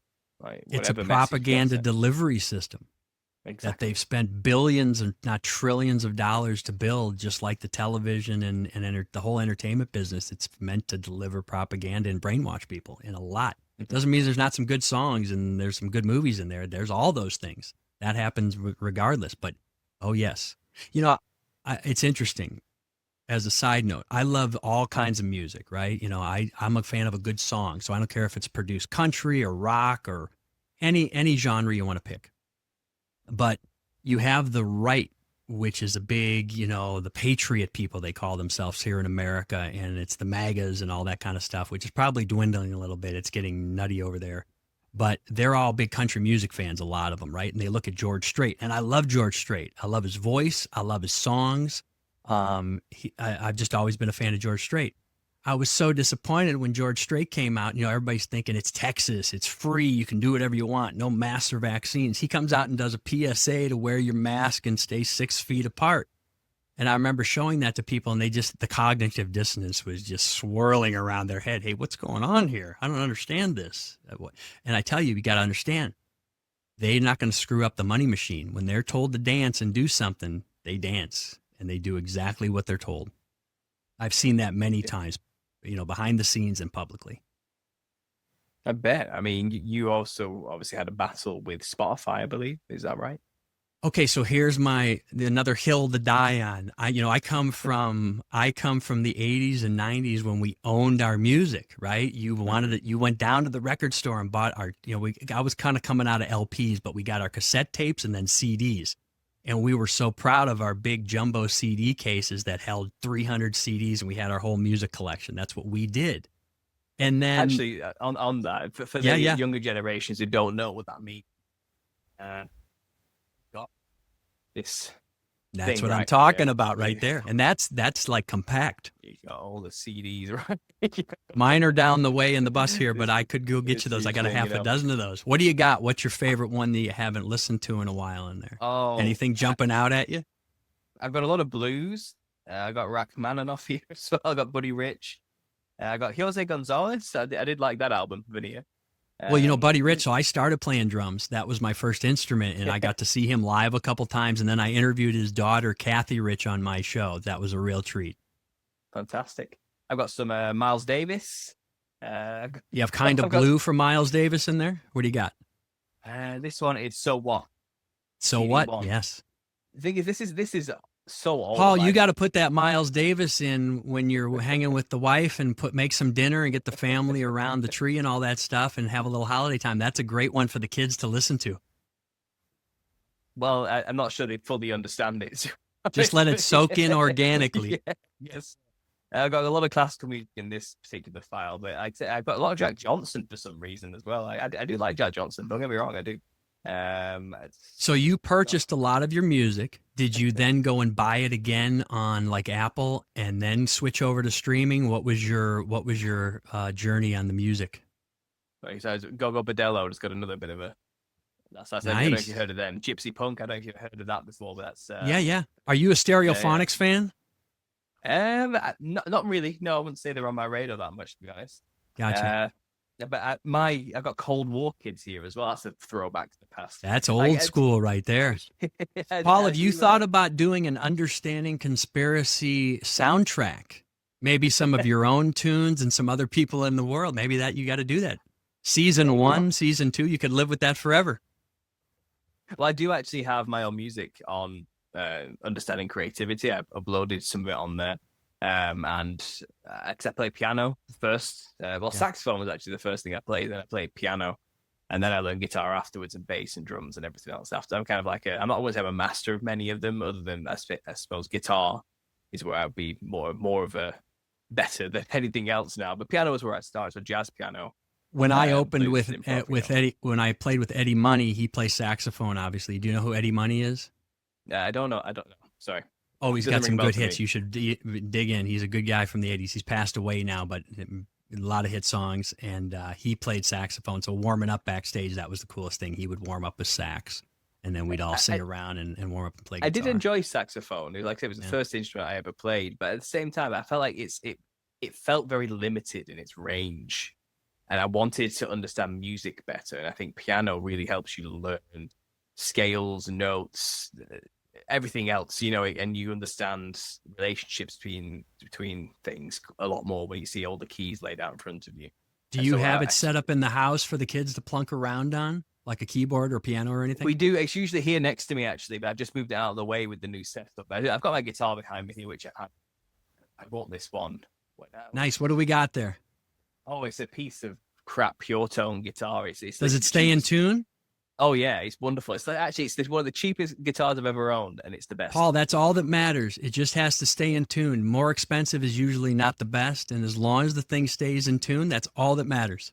Exactly. I've had expensive guitars. I had a Michael Schenker UFO edition electroacoustic and everything with all the bells and whistles on it. I had a Tanglewood nylon string acoustic as well and everything. I've had expensive guitars. I sold them all and got rid of them because this cheap one I bought from like a second hand from a music shop for like 20 quid has just been wonderful. Like that's all that matters. Sounds fantastic. I don't know what it is about it exactly, but the fretboard's the perfect size for me. The sound is fantastic, and I've recorded pretty much everything on it ever since with a microphone. And it's really not about collecting a bunch of stuff; it's doing stuff with it. So that's what it's all about. Exactly. Yeah. So all my music that anyone has heard was recorded with this guitar, and I do have some. I do have music. That might be an eBay auction item at some point. Maybe, but I used to be in a band. We called ourselves Anonymously Civil, thinking we were being really cool. It was a garage band. We were young, 17 to 19 type of thing. But those are some of the best years of my life, just making music with these other two people. Did you play out? Did you guys do live shows at all? Yeah, we got out there. We did a few gigs in the area, and like I said, we recorded our music, and I do have them around, and I've sampled them here and there. But then I went off on my own after that learning period. Oh, you went solo? Well, the thing is, I played in a high school band. Through high school called the Soul Band, and we played a lot of Commitments music. So I learned how to play piano with other people then, Then when I started to learn guitar after the fact, because I met somebody who was in that Soul Band who was like grade A jazz guitarist, fantastic. And he's one of my best friend today still, and me and him kind of became like an acoustic duo in a way. I learned everything from guitar from him, but I already knew piano, so it was easy to translate onto the guitar It didn't take much to learn the guitar because I already understood music. You know what I mean? It's that type of thing. So, but all the techniques, everything I learned from him, and I'll never be as good as him ever. But you guys gonna get the band back together? He lives down south now. I've got a family, 2 kids in the north, and we haven't seen each other in a while. Paul, do it, man. Life is so short, and there's such you know from being a musician how magical it is and how much it adds to your life. It does, and I'd say that learning time, playing in bands with people, timing, and getting to that zone with a group of people is indescribable. And I had made a lot of great music then, but it was quite worldly. I wasn't born again when I made that kind of music. And since obviously becoming a conspiracy theorist, 2012 period, in that time of my life, from like 2011 to like 2016 is when I recorded a lot of my own stuff, which I do share, and I've got some like conspiracy themed music. But it's been a long time Yeah, since I've I've heard a actually. couple of the tunes when I tune in and check out your show. It's good Yeah. stuff, man. Yeah, I like it. Well, It's thanks. interesting. You're talking about I know that I heard a conversation about this the other day about people saying really only worship music should be the only music that's made. And I was thinking about that, and I'm like, I just like the storytelling. So it doesn't have to be something specifically worship or a hymn, just telling a story on the human level. I mean, that's really what it's about, and expressing it and telling a story, whether it's made up or a real life Yeah. experience. Yeah, so I don't think people should limit it and just have that genre. I think music is music. There's something very magical about it. Well, like you mentioned earlier, when it comes to music, for me, I feel like a good song is a good song no matter what genre it is. And I know when I hear a song that's good in my ear and I like it. And so I have quite an eclectic music. Everyone says that, but not everyone means that. Like I Oh literally man, do. my brother and You I know? made a I'll tell you a story about that. My brother and I made a record with a guy named Henry Hirsch, a music producer. He did all the Lenny Kravitz stuff. He's also worked with Madonna and Mick Jagger, and he's an amazing musician himself, right? But any of the big Lenny Kravitz hits, he was the guy there from the beginning. He produced all those records and engineered all those records. He's old school. He has what's called a Helios board, which is the old school analog mixing desk. And my brother and I went and made a record with him in New York. He moved out of the city in the early 2010s, maybe 2008, 2009. Bought a church in a town a couple hours out of Manhattan and turned it into a recording studio. One of the coolest experiences of our lives doing that record with him. But when we were writing for the record, because my brother's a writing partner on a lot of stuff. He doesn't want to play live or anything, but he loves just writing songs and that. So when we were writing, the process was he's in New York, we're in Arizona, and he says, okay, we would send him like completed tracks, right? Like a completed song. He goes, stop, you're doing this all wrong. All I want to hear is your voice and an acoustic guitar or a piano. If it's a guitar song, I want an acoustic guitar and a voice. Sing it up to the hook. For people that don't know, that's the chorus. Sing it up to the chorus. And if it doesn't work, it's out. We don't need to make another verse and another chorus and a guitar solo. So that's the first thing. The second thing is if it doesn't work on a voice and guitar or a voice and piano, it's not going to work. So you don't need all the other stuff is production. So like you were saying, a good song, I learned from that experience from a master that it has to work just on a voice and acoustic guitar. But like he said, we can produce it any way we want. We could make it a Taylor Swift dance song. We can make it a country song. We can make it a heavy hard rock song. We can make it a classic rock vintage kind of song. We can produce it any way we want. But at the core, it has to be a good song on a voice and a guitar or a piano. That's it. So that's the rule ever since then. That was a nugget I received in my life many years ago, and I'm grateful for him for that.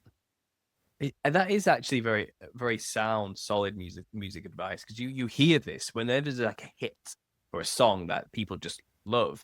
You get the covers coming out in the other genres Yeah, later somebody down the does it line. acoustic or unplugged or something else. It's Yeah, like, wow, or it's a still great. bluegrass I still version or love it. something. You know what I mean? But Yeah, the point is, it can be turned into any other genre quite easily because yeah, the core of the song, like I said, the verse, the chorus, and that hook is solid, and that never changes. But the style can always change, of course, and that is the hallmark of a good song, I would say, in terms of yeah. like repeatability, playability, making a hit in some way. But some of the music Yeah, I because we're enjoy talking as pop well. music. We're not talking Oh avant-garde yeah, or jazz or anything. yeah. I'm a fan of pop music, whether it's something from the '60s or up until today that's out. We're not talking about eclectic, No, prog no, no. rock. Man, I'm in a totally different category than that. But yeah, a good song is a good song. When it comes to like the opposite end of like not the perfect formula for a hit. I mean, there was this band called Neutral Milk Hotel I used to listen to when I was young. I've not heard them in a while, but they Is that have a this. UK band or where are they from? I think they're from Canada. I think they're from Canada. But you listen to one of their albums, and it's just chaos. It's nonsense, but it's poetry at its core. It's this guy singing his poems with some music in the background, with his band playing this music, and you listen to it first and you're like, what the hell was that? What did I just listen to? Then give it a second pass and actually listen to what he said, and then it changes. Then it's kind of like, oh, I get it now, and then but it's one of those things like it wouldn't pass that guy's test. Well, and another thing on that is, for me, on my songs, I have to tell a story, and usually it's a personal story. And that's just how I work. I would have a very different, I mean, I could do it, but it doesn't, if I'm going to go put the work into actually recording it and putting it out, it's got to, it's a lot of work to do that. And to me, that's just my process. But you take a guy like Noel Gallagher with Wonderwall, the biggest song, maybe, like their tunes, they got some of the biggest tunes ever written. And like he says, it's just gibberish and just words that we put together. That's one example. But so it doesn't say that formula like I'm talking about is going to get you there. But, that's an interesting thing to think about too. A lot of times when you hear that, like, oh yeah, what's that song about? The listener may have made a whole story of what that's about and where they were in their life when they heard it. That gets imprinted on them, and when the artist comes out and says, yeah, it was a thing of gibberish and I was, gacked out of my Gorgon Coke or drugs or whatever it was, it means nothing. Oh man, don't tell me that, because it means a lot to me. A lot of people talk about that. Well, I made this series on my channel quite a while ago. I need to revive it and get back into it again. But it was called "It's Lucifer Singing to You." It was kind of like the overarching theme. I haven't seen that one. It's an old one. Go check it out. Just type in "It's Lucifer Singing to You," and then there's a couple on there, And it's me kind of talking about music and how powerful it is to people, like what it means to people. And you kind of hit the nail on the head there. Like if you criticize somebody's music taste, or you have just stuck your hand right into the middle of the core and squeezed their heart and twisted it. You know what I mean? You've told them their baby is ugly or their kids are ugly. Yeah. Oh yeah. They will hate you for criticizing their music taste. And it's kind of one of those really core primal things as well. It's kind of, they take it very personally. You're not just criticizing the music style. Criticizing their whole life. It's them. You are criticizing them. Yeah. They have identified with that style of music or that genre or that song. Oh, that song. Yeah, exactly. Yeah. And it's because, like I said, when they hear it at that time in their life and make that association, that's forever in their hearts. That's why music is so magical, right? Because you think immediately puts you back to where you were when you heard it or your time of life. It's amazing. I read a thing a long time ago. I can't remember the exact ages, but they say we pretty much get all the music we need in our life by the time we're maybe 18 or 17 or maybe early 20s. I think it was in the teens. And really, you don't really want to pursue any more music. You might hear stuff and I like it. And okay, I'm going to add that to the mix. Which was what makes it difficult for older people to get back into music like me in my mid 30s to go back in there and try to do that. All the people that would relate to me, they've already got all their music. So that's another mountain to climb, but it's not going to stop me. But yeah, the connection it makes, especially when, you're in your 30s now, right?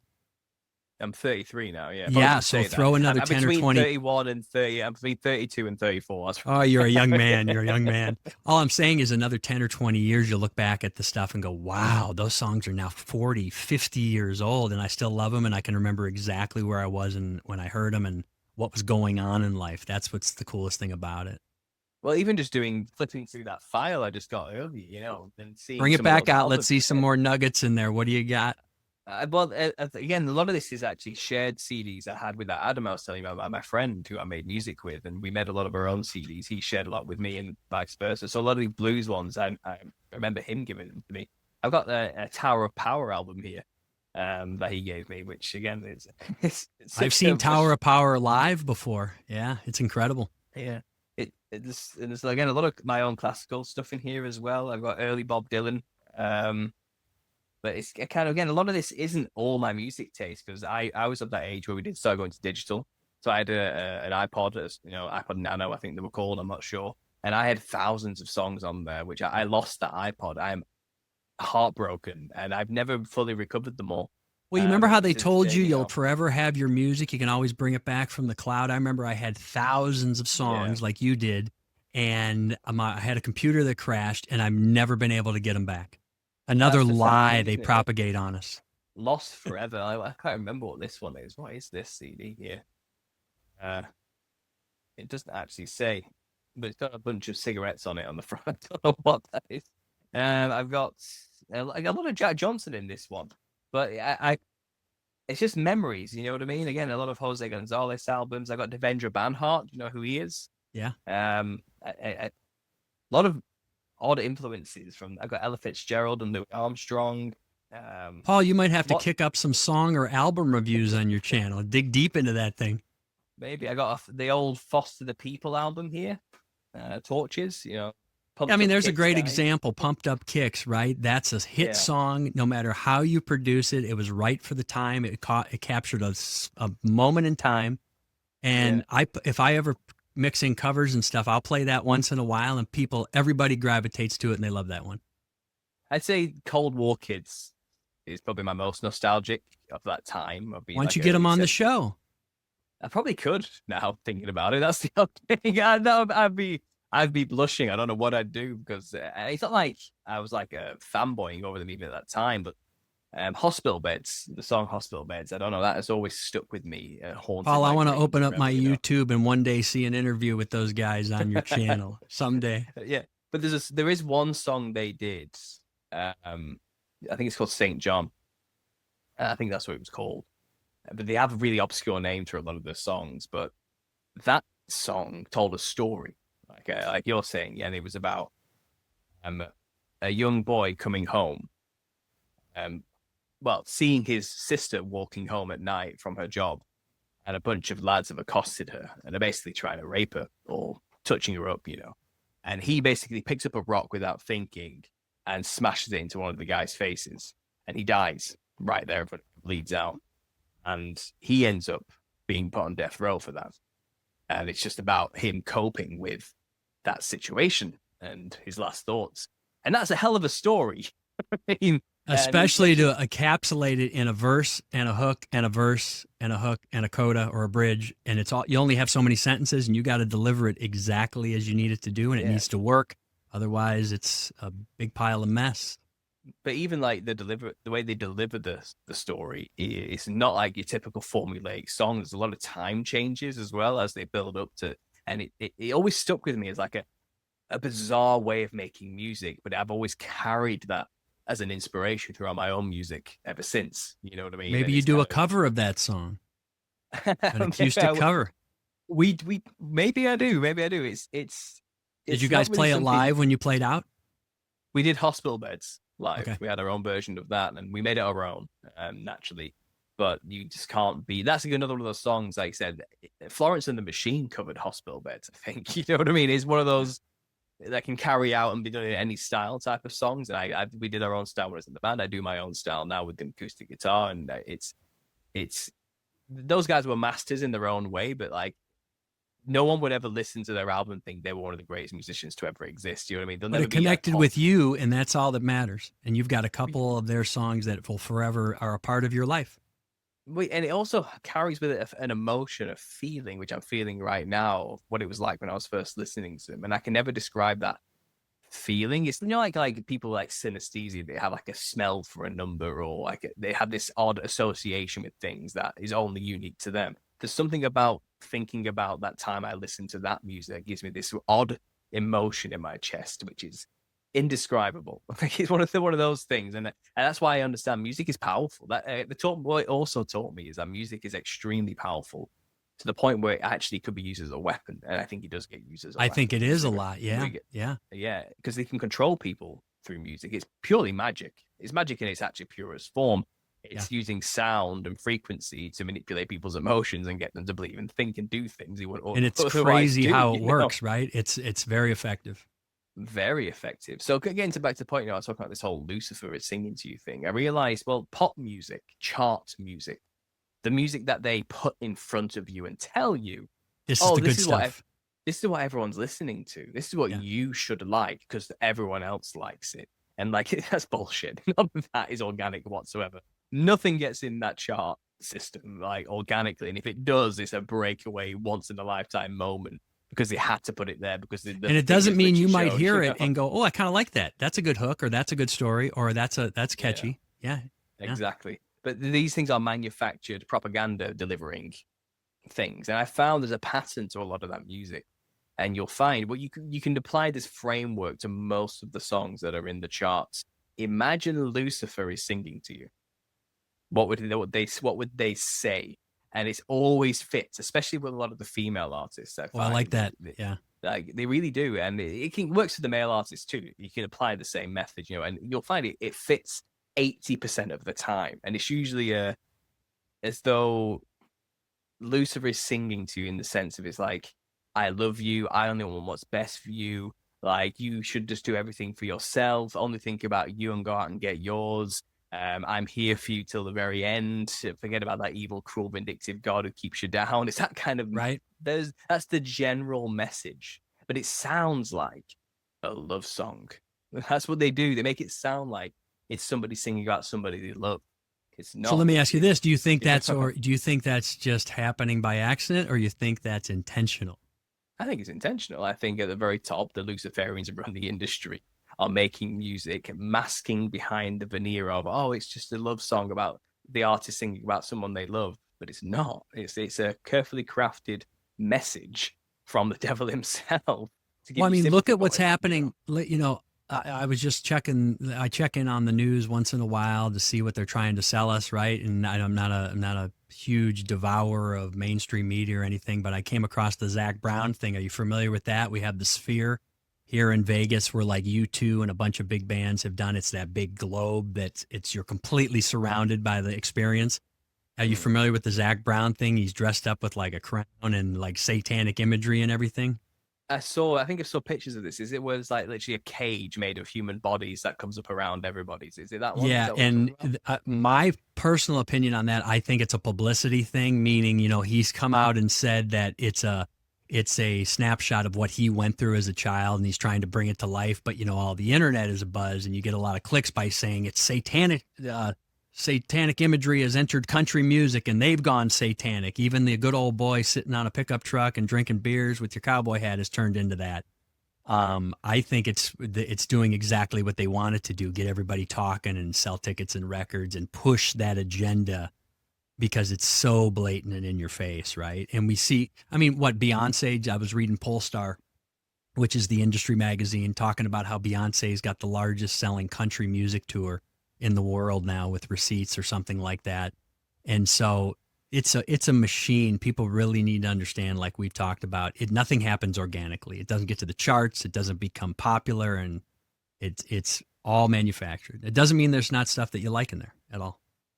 Well, that's the problem. Like, it is catchy. It's magical. It can get you. You can Yeah. reasonably put under the spell if you're not careful about it, because music does that to you. Well, a Like lot it of the gets you. repeating beats and the repeating lines and all those things, it's tribal and goes back to our maybe most primitive ingrained DNA and instincts of things, right? Yeah. Mhm. Yeah, I think there is something to be said about frequency and sound also messing with your thoughts and feelings like in a big way.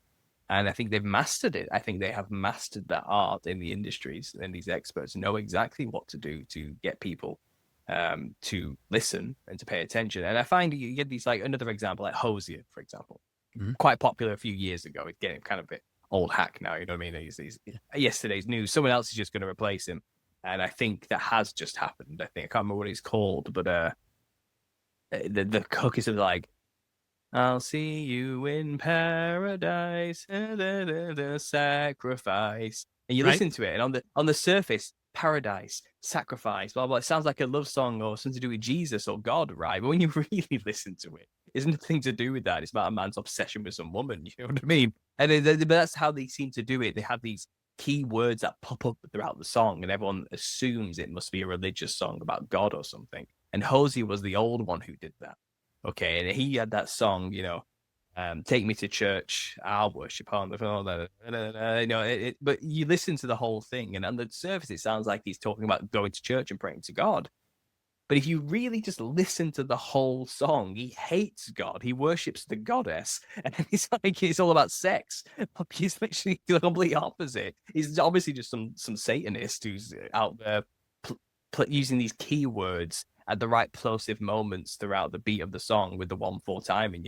So Yep. you only soak in a surface level while listening on the radio, but if you really get to the core of the message of the song itself, it's purely satanic.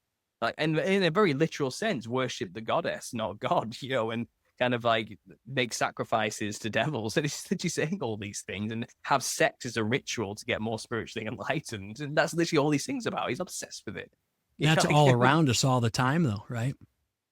Yeah, well, absolutely. But it's just, I've seen how pernicious it is. Do you get what I mean? Like, on the surface, the song sounds reverent, like a hymn to God, and he is talented and can pull it off, But you just actually really focus on the message and listen to the words, it's the opposite. And that's how it gets in. That's how they get it in, And you do internalize that type of thing, even if you don't realize it, and it does impact the way you walk through life after the fact.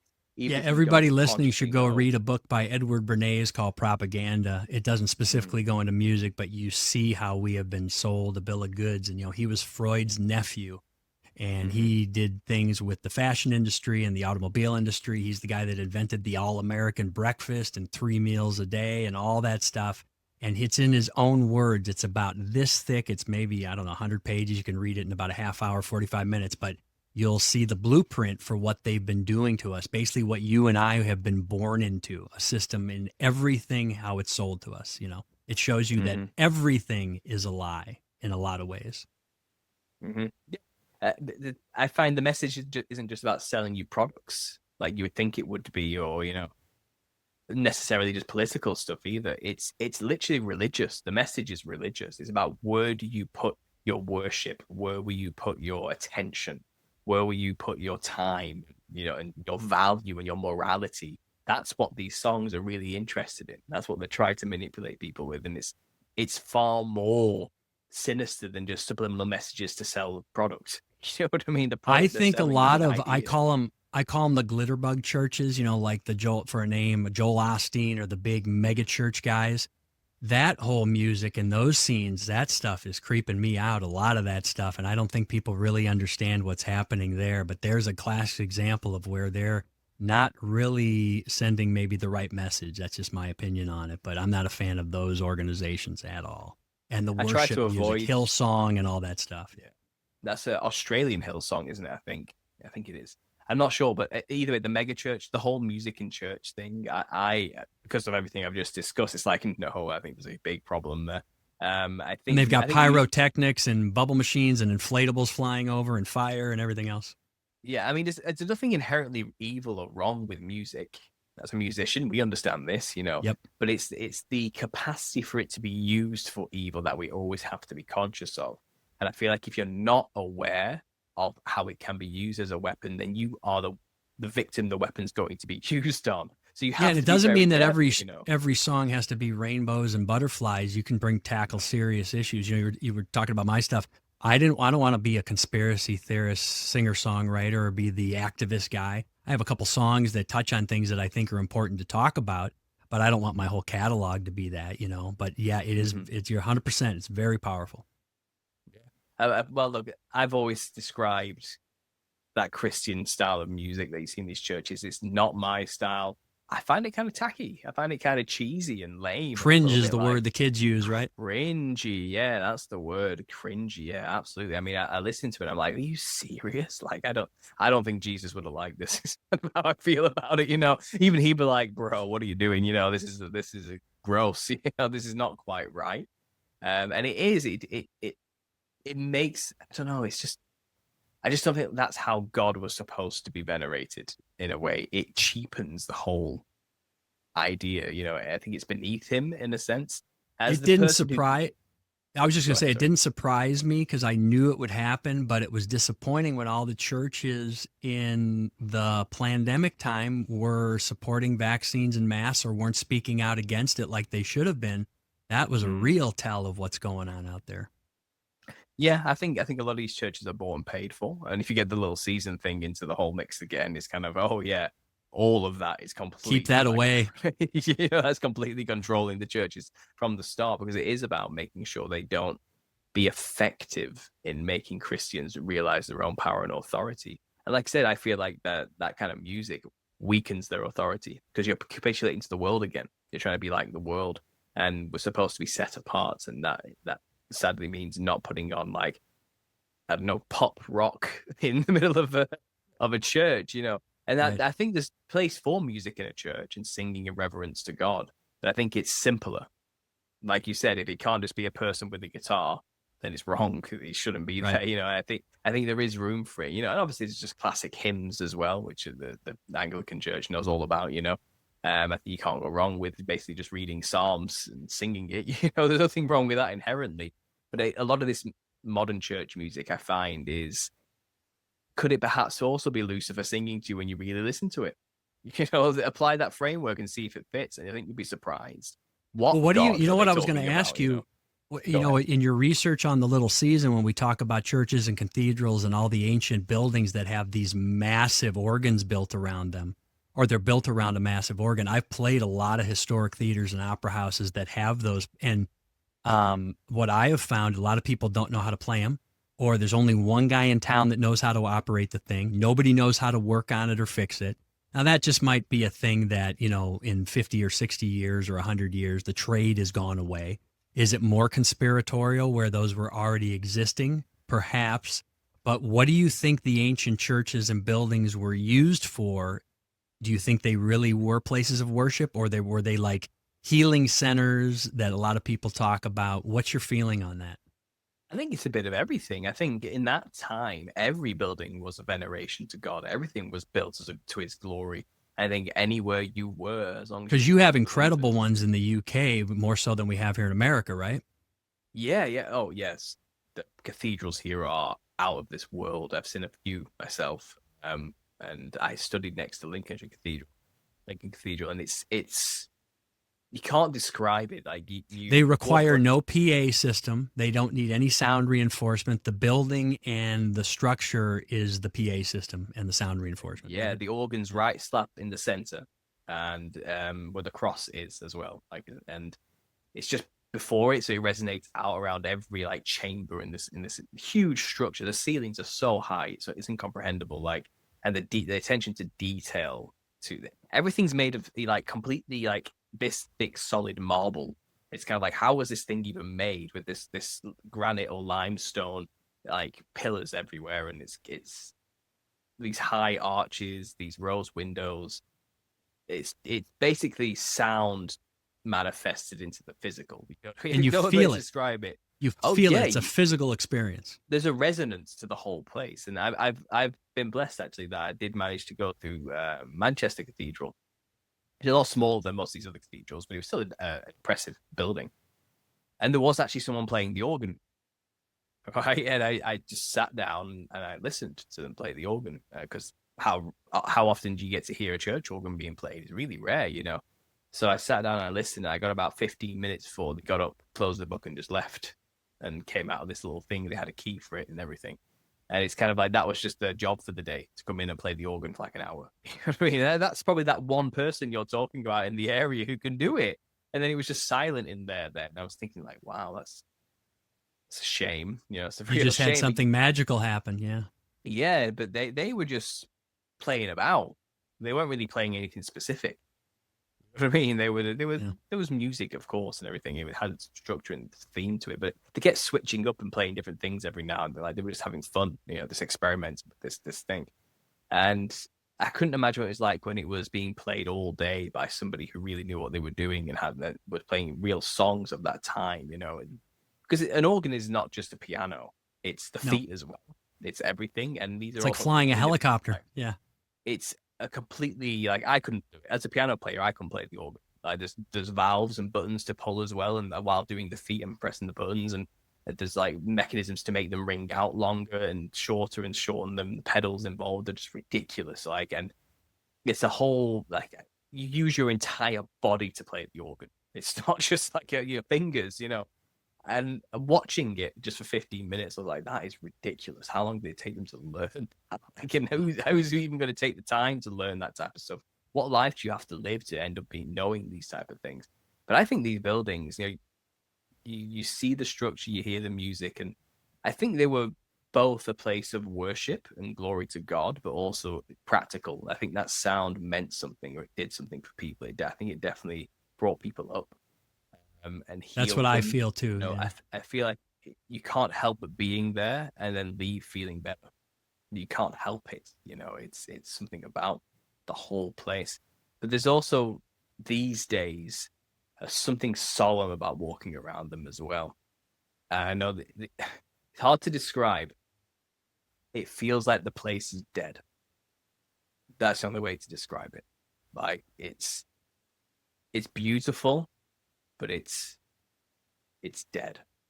That's the only way Well, I can't explain it. It's we something have like that there's a just from my sadness. experience we have opera houses and historic theaters all across America, and they're not a vibrant music venue. There might be some big ones that Live Nation owns where they bring concerts in and touring acts all the time, but the majority of small towns have beautiful opera houses, theaters, and all they do is have rent them out for weddings or corporate events, and they're really not used for live music anymore and bands coming through because that whole industry has collapsed, right? That's another topic, but those buildings, like you say, they're just dormant, and it's a shame that I can't even describe because they're so beautiful, and not even at the level of what you're talking about in the UK. But yes, they are like dead. Yeah, which But the is an people in analogy there, for the small towns and the small yeah, I mean, businesses around them. there Yeah, are there's people walking through them. There's tours being done and stuff, and people getting the history on how it was built and so forth. And there's people walking around, looking around it, all like, look at this place. Whoa, look at that thing over there. From all over the world. Who've come to see this cathedral because it is like a masterful work of art. But I can't help but I feel like I'm walking around a beautifully preserved corpse. yes, That's what it feels like I'm walking around. And like a there is museum. this there's like a solemnness to everybody. You're walking around in silence. It's rude to speak too loud, and you got to be serious about what you're doing and looking around. It's kind of like you have respect for the dead at a funeral. It's that type of Yeah, feeling. And I don't know why it's there, but it's there because something's missing. It's the only way to describe it. Something is definitely missing, but it looks beautiful, but there's a sadness in the air hanging over all of it. And I think it's because these were supposed to be places that vibrated. I think with the ether mixing with the spires running down through the pillars, the whole thing should be glowing, yeah. like with power and energy and light, and like everything should be charged. And it's not, it's a dead, it's like a light bulb that's been turned off. Perhaps a generator that's been turned off, or like you say, a light bulb that's been turned off. Yeah. Something like that, yeah, and its true glory requires the power to flow through it, and there's nothing flowing through it. Like Well, I it's mean, think it's about from a control perspective of the them that are controlling us. If free energy was given to everybody, I mean, what's your biggest expense? I mean, you guys are in the UK, you got heating bills, I'm sure that could probably choke a horse. Air conditioning in the desert in America can run $1,000, $1,500 a month for a house to keep it cool. Imagine, mm, and then all the food production that requires energy and everything else we use energy for. I think I read something, the number was like 70% of the people on Earth go to bed without the ability to cook food or have energy, have running water or electricity. The majority of people here. So think about a game changer that would be of not to be able to control people if they all had access to free energy in some mhm. capacity. That has to be a component of this. I believe so. I mean, there's loads of videos out there. If people haven't listening, haven't looked into them, you can find them. It even happened recently. I think I saw one leak somewhere, and it shows that these spires do occasionally still pick up some energy, and Yes. light starts emitting from them. And they start glowing and sparking in really weird looking ways. And it's kind of that's what they actually should be doing all the time. And that's what they used to do.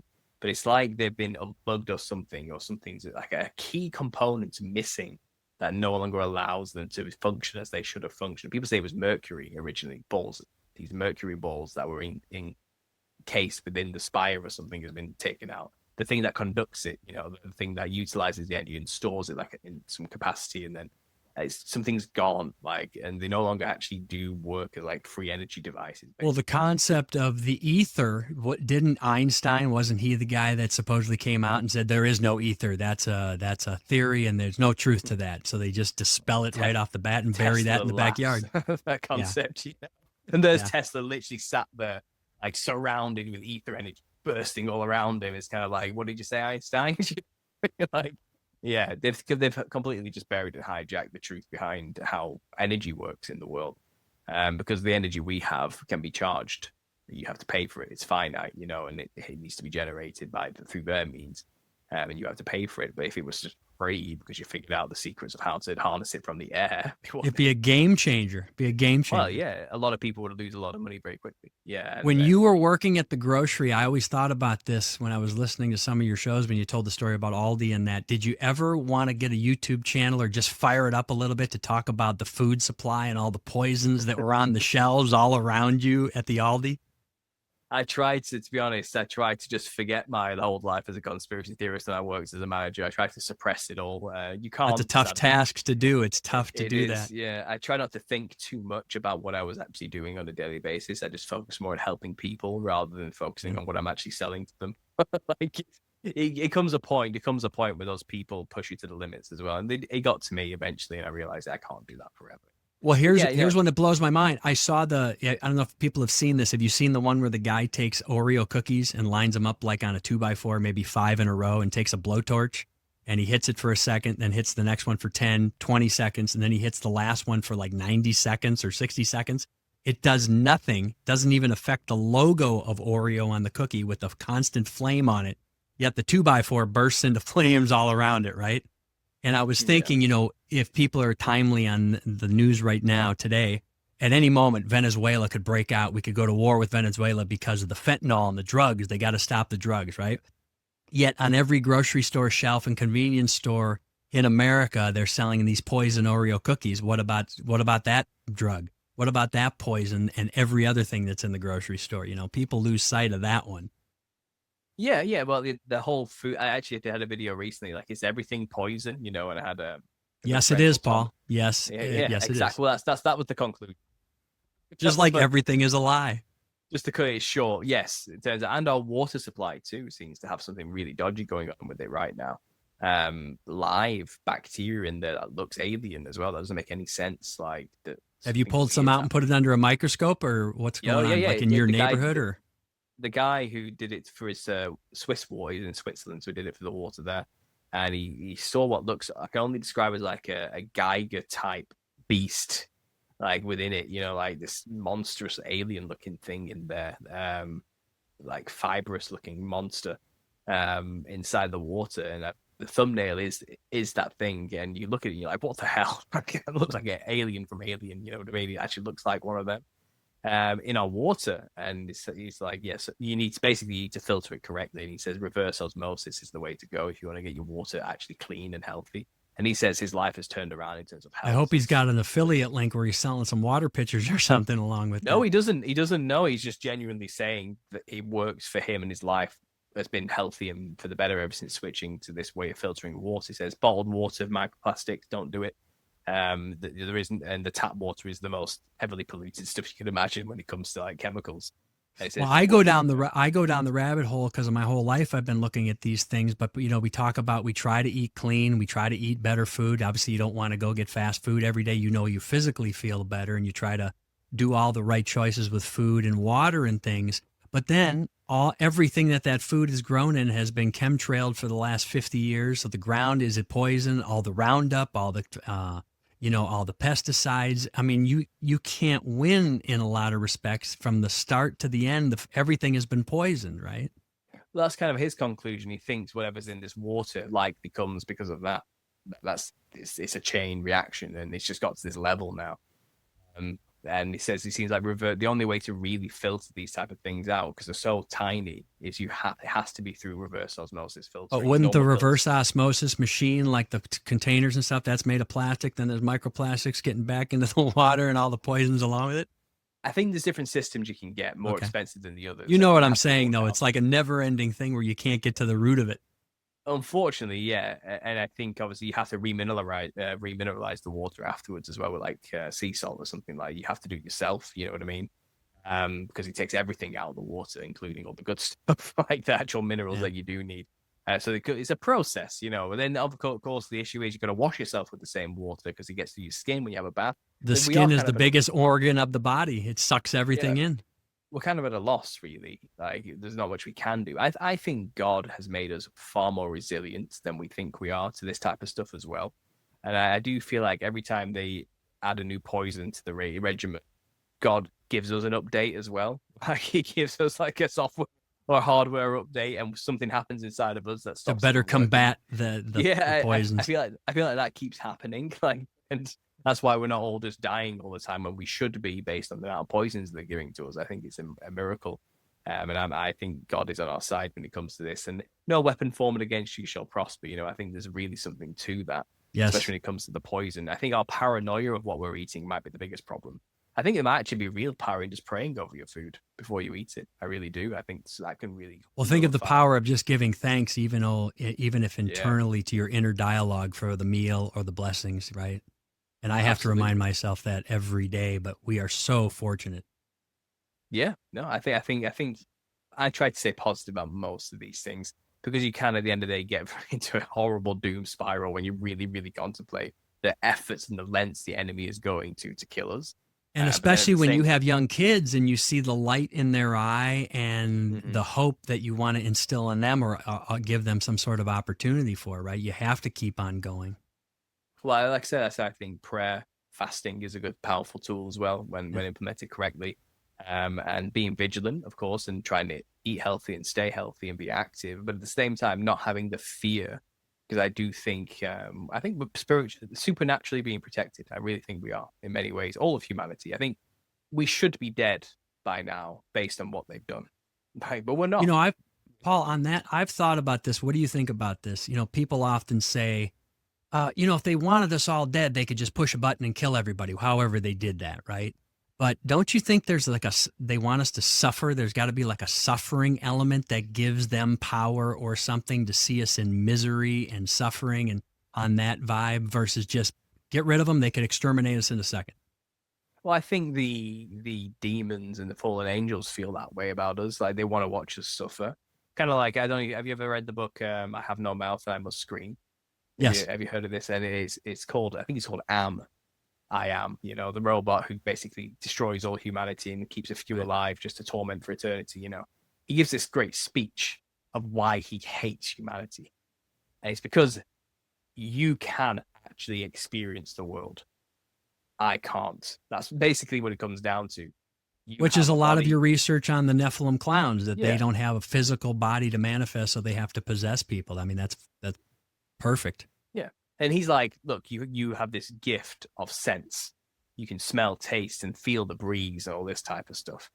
But you blew it. Your race was destructive and awful and terrible and greedy and awful, and it's this type of thing. And I had to watch like years you just do this to yourselves and not appreciate what you actually had. And he generated into a jealousy and a hatred as well at the same time. It's kind of like, you don't deserve to have these type of things. And that's why in the end he did what he did. He killed all of humanity. Completely terrible. He hit the singularity and basically got to a point where he can manipulate matter, and he now is God of that world. Like, he can make anything exist instantly. Not in like in the holographic sense, in a literal sense. Like, he can nanopartically change the morphology of things around him to be whatever he wants it to be. He can make sure your body never dies. Like, basically, he can turn you into anything he wants, like that. Like, he's like a robot that can do that, an AI basically that can do that. And that's what he's done. He's picked like 5 people, and he just keeps them alive forever, torturing them with the worst psychological nightmares for fun. So that's all it does. Like, and that's like, not only is that a stark warning for what AI could do. Sometimes I feel like maybe we're in that system right now, all of us, with some of the things that we're experiencing. Well, this is what I think, there is that level to what's going on with us. I think there is a parallel here. Like, I think the spiritual wickedness in high places, the principalities, the powers that we don't understand, they feel that way towards us. It's like you created Like a by God. hatred, a hatred. A hatred, which is why it goes beyond just killing us. They don't want to kill us. They want to make us suffer because they know they've lost. This is the irony of it all. They know where they're going. They know what their fate is. Like, they Do you know what think? God has in store in the end. And they Do know you they think? can't kill us, So what can make us suffer, though?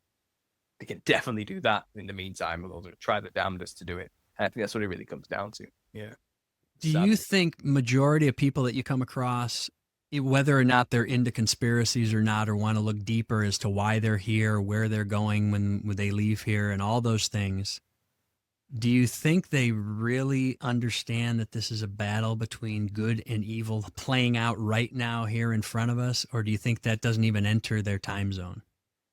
Just normal people. Yeah. Or are you finding more people are thinking that? You know, like the start of this, we said more people are waking up to this or to that. Do you think a lot of people, even if they don't know what it means, they're thinking, this is really good and evil, biblical level stuff going on here? Because I say I it all think the we're getting time. there. I Yeah. think we're getting there now. I think most people are realizing that. I really do. I think a lot of even older generations may be slow to catch up, and because they come from a time where things were probably good to some level, and they still believe that system is what we live in today. I think more younger generations are completely 100% clued into what's really happening. You can't, they know everything, but they're too young to do anything about it right now. I think a lot of middle ground people like me, yourself, people in the 30s and 40s and 50s, I feel like we are waking up rapidly now. I think we're There's a reaching that. quickening happening. I Definitely. think I think we're at that point where it's kind of like, yeah, the young have it right, and we realize the reality we actually live in. I think I did it quite early. When I was like 22, 23, getting into this stuff, I was an outsider. There really was an older generation who knew more about this, and now it's swung the other way. Now I've turned 33. It's the young people know this, and the old don't. It's the opposite. I'm in that weird middle ground, Right. kind of riding that wave. And I think more people, the millennial generation and Gen X, are definitely. Problem is with our generation, we didn't want to say it because we still wanted to believe that there was a world that we could There was inherit that hope. was good. Yeah, yeah, you know what I mean? Like, so it's taken us a little bit longer than the younger generations to clue in. Maybe I was an outsider because I was quite young when I realized and wanted to say it, but I feel like now it's getting to the point where it's like, come on, you have to see it now, right? In fact, you would have to be delusional not to see it now. You would have to just you even know you're lying to yourself by this point. It's not even like a subconscious thing anymore. It's kind Sometimes when of I go out in the world and just deal with people on a regular basis of just normal stuff, I go, oh my gosh, nobody's awake. This is getting worse. People are more clueless than they were before. But I like that I you think have that's hope. I'm going to try to have more of that hope. no, I know what you mean. I know what you mean. I do. But I feel like even those people right now are just in a level of denial, I would say. I think that's what's really going on. They'll never consciously seem like they're expressing it. They might not even fully understand it themselves in their own core, but they had that. Just, I think even those people have something in them now where it's kind of like, Something's something, wrong. something's wrong. This is not what I thought it was. I feel like that's happening now. I think we're at the start of it. But I feel like I said, the whole truth movement thing is not just some underground fringe in the corner of the internet thing anymore. It's becoming It's mainstream. almost more fringe and more, bad term, tinfoil hat, but it's more fringe to not be clued into these things. Like Exactly. you That's don't what I'm really saying. know that whole moon thing was a scam. You can't see that by looking at that footage, whether we have all the answers to it or not. I went deep on that topic, obviously, but it's like you really are looking at archival footage and looking at technology and thinking that was real. Yeah, because I saw it on television. Oh, all right, sit down. We got to talk. We got to talk. Yeah, but I think that's what I mean. It's laughable now. It really is. Like we can actually legitimately laugh at people who believe that narrative. Like we've got the upper hand on them now. It's like, are you serious? Catch up. That's the kind of attitude we've got. And I think it's working to wake more people up. And I think people are realizing like, wow, that is ridiculous. Like, and I think because the world is also giving people less to hold on to as well. As people are losing more freedom and the crashes is Destroying the happening, economy. all that Their stuff. I think, yeah, yeah, I think everything. look, Businesses. what have people got left to defend? Why defend the line anymore when it's literally giving them nothing? It's taking everything away from them. I think people are realizing like they have nothing to lose, so you may as well start actually believing and understanding what's really going on. I think, and that's why I think in some way the enemy may have overplayed their hand a little bit, and I think they're worried now. I think they're panicking.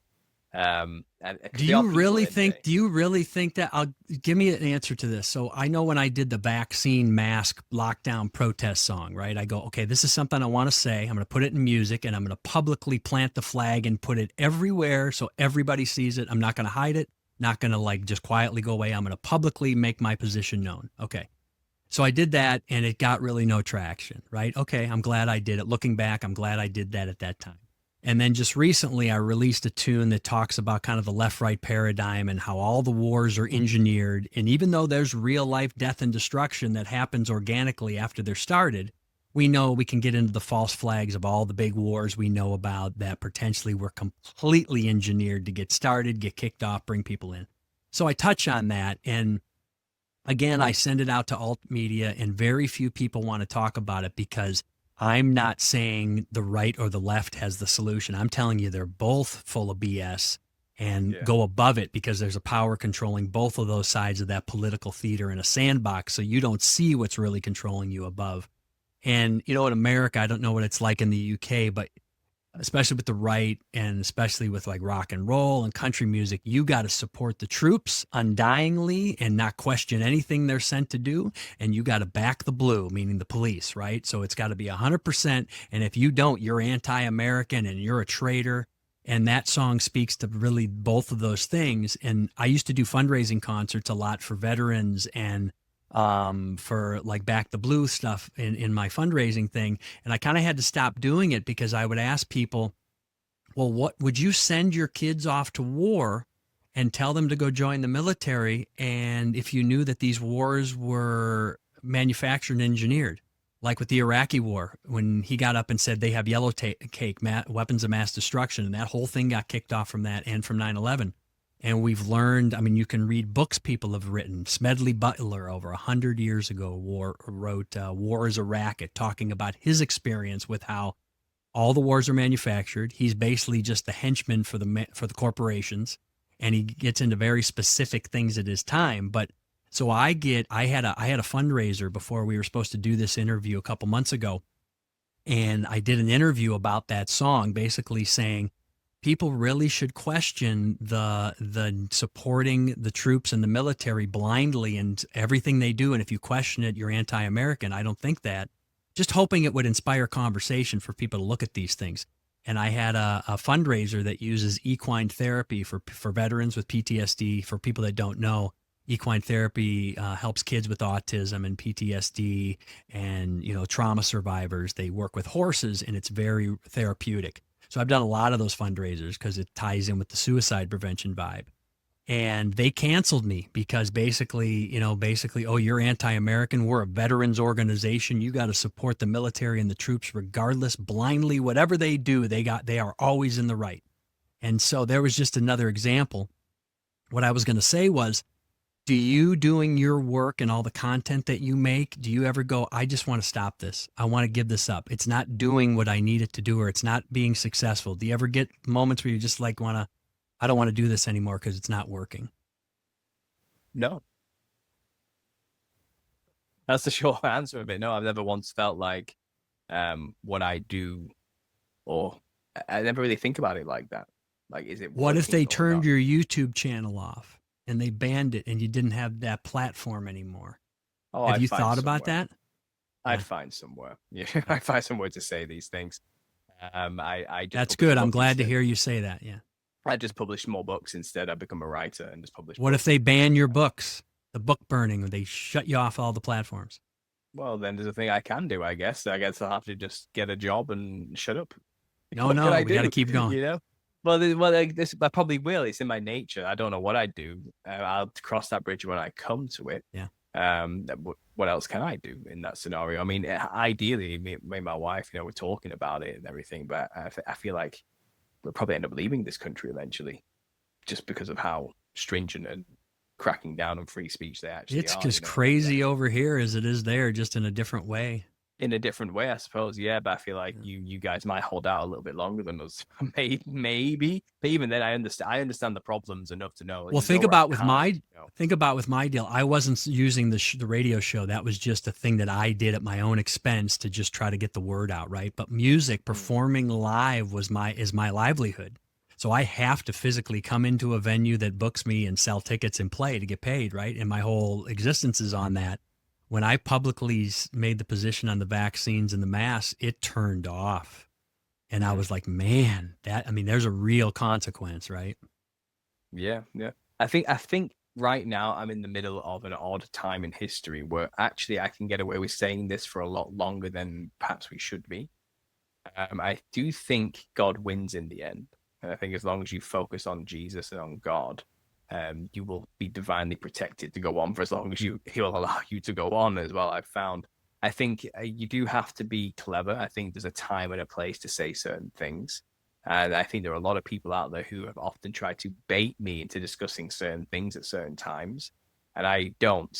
It's like, no, I'll discuss it in my own time when I think the time's right, because I know how this world works, you know. So I've always been playing that kind of game. But at the same time, I think, you know, the Nephilim Look Like Clowns book, for example, is so detached from anything at all, like political or the type of things they're looking to shut down, that could always be a good safety net for me anyway. Yet if they only knew and looked into it, it explains so many more things that are happening in our world, right? True, but it has a very odd veneer which keeps it protected because it sounds crazy on the surface and like not interesting and something nobody should even look at, you know. So I'll give you. It's clever enough. I think God did that for me in some way. You know, I think that's my safety net. That book in some way is kind of something that helps me be able to do this confidently, knowing if the YouTube went down, it wouldn't be the end of me. Like, yeah, I could keep going for as long as I always can, remember that, and maybe use my story as an example of just even though if that happens, keep going, right? Well, I was another platform. And there's plenty of platforms on the internet this day and age that doesn't, you know, and I think that's the point of this singularity I was talking about in the truther movement. I think even the truthers know we need to diversify our platforms. We need to put our eggs in many baskets because of just the nature of the world we live in. And maybe I'll just go to I don't know what's it called, that other one people use. I can go find it. Rumble's okay. The interface is a bit horrible to use. I'm not gonna lie. That thing's a train wreck over there. It's hard to use Rumble. I've got Odyssey is another one that's pretty tough too, though. I'm on Odyssey as well. I'm already on these backup places, but I don't upload there. There is like a fail safe, but they're not really useful in any way because no one's on them. You can't. What's the point in going onto a platform where nobody is? No one's listening, you know. But maybe I think I would recede into writing. That's probably what I would end up doing, or wait till the heat dies off and come back and just start the channel.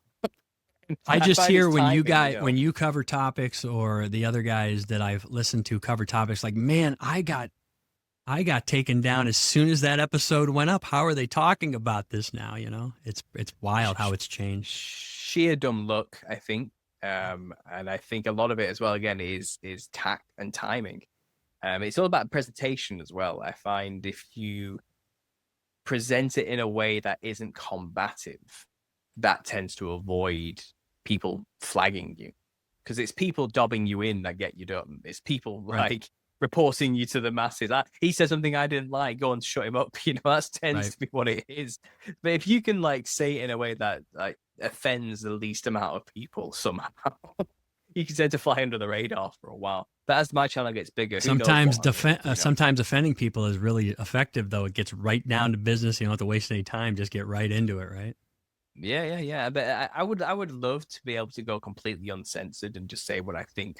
Trust me, I've had moments where it's like I just want to go in on this, absolutely. And but then do it, Paul. Monday nights are raw and unfiltered over at Understanding Conspiracy. Tune in. Well, I can't. Well, I have Patreon. I could always upload something to Patreon. Maybe that was a little bit more risky. I have my banned content on YouTube is on Patreon. I have said things where I've got to immediately just strike. No, you can't talk about that. Video taken down. Here's a strike in your channel. It'll go away in 3 months if you do this special course. I think that's a video you should post, a highlights cut of the things you've been banned for on YouTube, so people know what things you've been banned for. Well, there's a list of topics. Don't take my advice. I'm not doing it. Don't do any of that. You'll be off there before you even know it.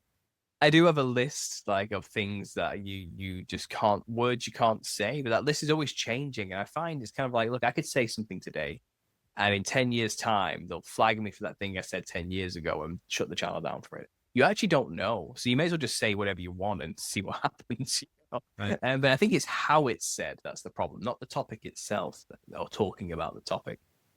It's an odd game. It really is. And the rules are always changing. I mean, I got kicked off of everything. I've started all my social media accounts probably a dozen times. And I Mhm. started a YouTube channel again. I had to do it again about 60 days ago or whatever it was, because I had that tune about vaccines and it just got flagged for violating policy rights or whatever it was. And they took my whole channel down again. And then I've deleted it a couple times because I just said I've had enough of this. But yeah, I'm still getting banned for stuff for a long time ago. Or maybe you're on a list or something. I don't know. Oh, Maybe I'm you're like definitely on a list, some 100%. kind of Yeah, blacklist. Yeah, your name yep, itself. I don't know. yep. Who really knows how this works? But But I'm not I'll, changing I'll the name. I'm going to keep rolling with it. you keep doing it. Well, on that note, maybe that was a good time for you to plug whatever you can plug for the audience listening, and then we'll probably start wrapping this up now. So, where Yeah, can I they just want, find you? yeah, Go ahead. scotthelmer.com. That's the spot. And then whatever social media is live at the time you check in on there, you might be able to go to that too, for whatever flavor people like to use. But scotthelmer.com is the spot. Yeah. Yeah, so they can buy your music there. They can support you on there in any way. They can, I'm grateful for any opportunity to talk about it. And like I said, I don't want to be the conspiracy song guy. I just talk about human life, living with the things that I know and I've experienced. And if that connects with people or if that causes them to go look deeper into a topic, that's fantastic. And I'm grateful for that. Yeah. Yeah. That's really it. And I want to remind everybody that's listening to this, the most important thing is never give up. Never give up. You can always find a solution to a problem, even if it seems like the most monumental thing in your life, because I've been there, as I described earlier. And I'm grateful and I thank God every day. Doesn't mean everything's a piece of cake and every day is not, there's not challenges. But I am so glad I didn't pull that trigger. And I've had so many gifts given to me along the way of meeting other people that may have heard my story before I came to town to play a fundraiser concert for suicide prevention or something. I had a little girl come up to me one time after a show. This was early on. It was like a Wounded Warriors barbecue in Texas, and suicide was part of the thing because obviously that's a big part of veterans and trauma and PTSD. And I tried to do interviews in every town I would go to, whether it was even like a barbecue with 50 people that I was playing at a restaurant or something, just to tell my story. And I always led with my scars, as I'd say. I'd tell them all this bad stuff I did. I committed a crime, almost went to prison, and that's not a reason to take your own life. And I remember I did an interview. It was a small little event early on, and a little girl came up to me after the show with her mom, and her mom was looking at me, and I goes, okay, this is going to be interesting. I could just tell. And she kept looking to her mom, and she goes, and the mom would say, you tell him. You tell him. You know what to tell him. You tell him. And I kind of bent down and looked in her eyes, and she told me, I was going to do what you were going to do a little while ago because I didn't get a date for the dance. And she was like a seventh grader. And that's why I always use the date for the dance example. And at this point, but I didn't, because we heard your interview about what you went through and why you didn't take your life.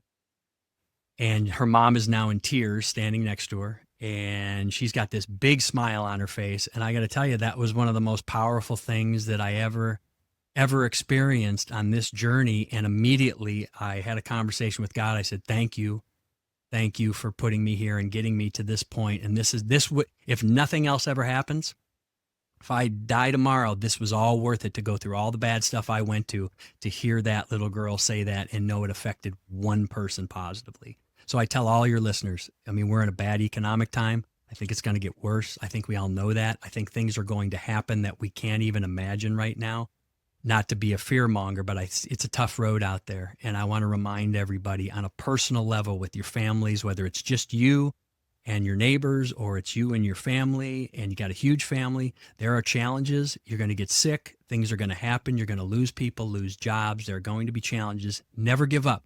And always remember the guy you heard on this podcast or this YouTube video that told you he was there and you can make a comeback. Never give up. Suicide is not the answer. You can make a comeback. That's the most important message for me. Amen. And that's probably a good place to end this conversation. So yeah, Scott, thanks for coming on. So thanks for doing this. It's been a good one. It's been going for a long time, almost 2.5 hours. The time flies when you're having fun, doesn't it? Paul, I'm grateful for the opportunity. It was a great chat. I really enjoyed it.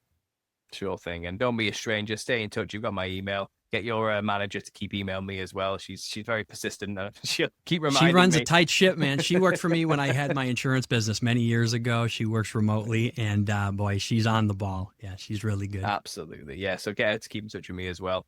And we'll do this again sometime for sure. But yeah, Scott, thanks Paul, for doing this.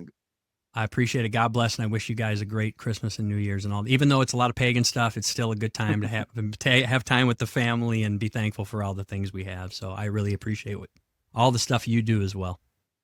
Well, thanks for that. God bless, and I'll speak to you soon. God bless, Paul. Take care. Cheers.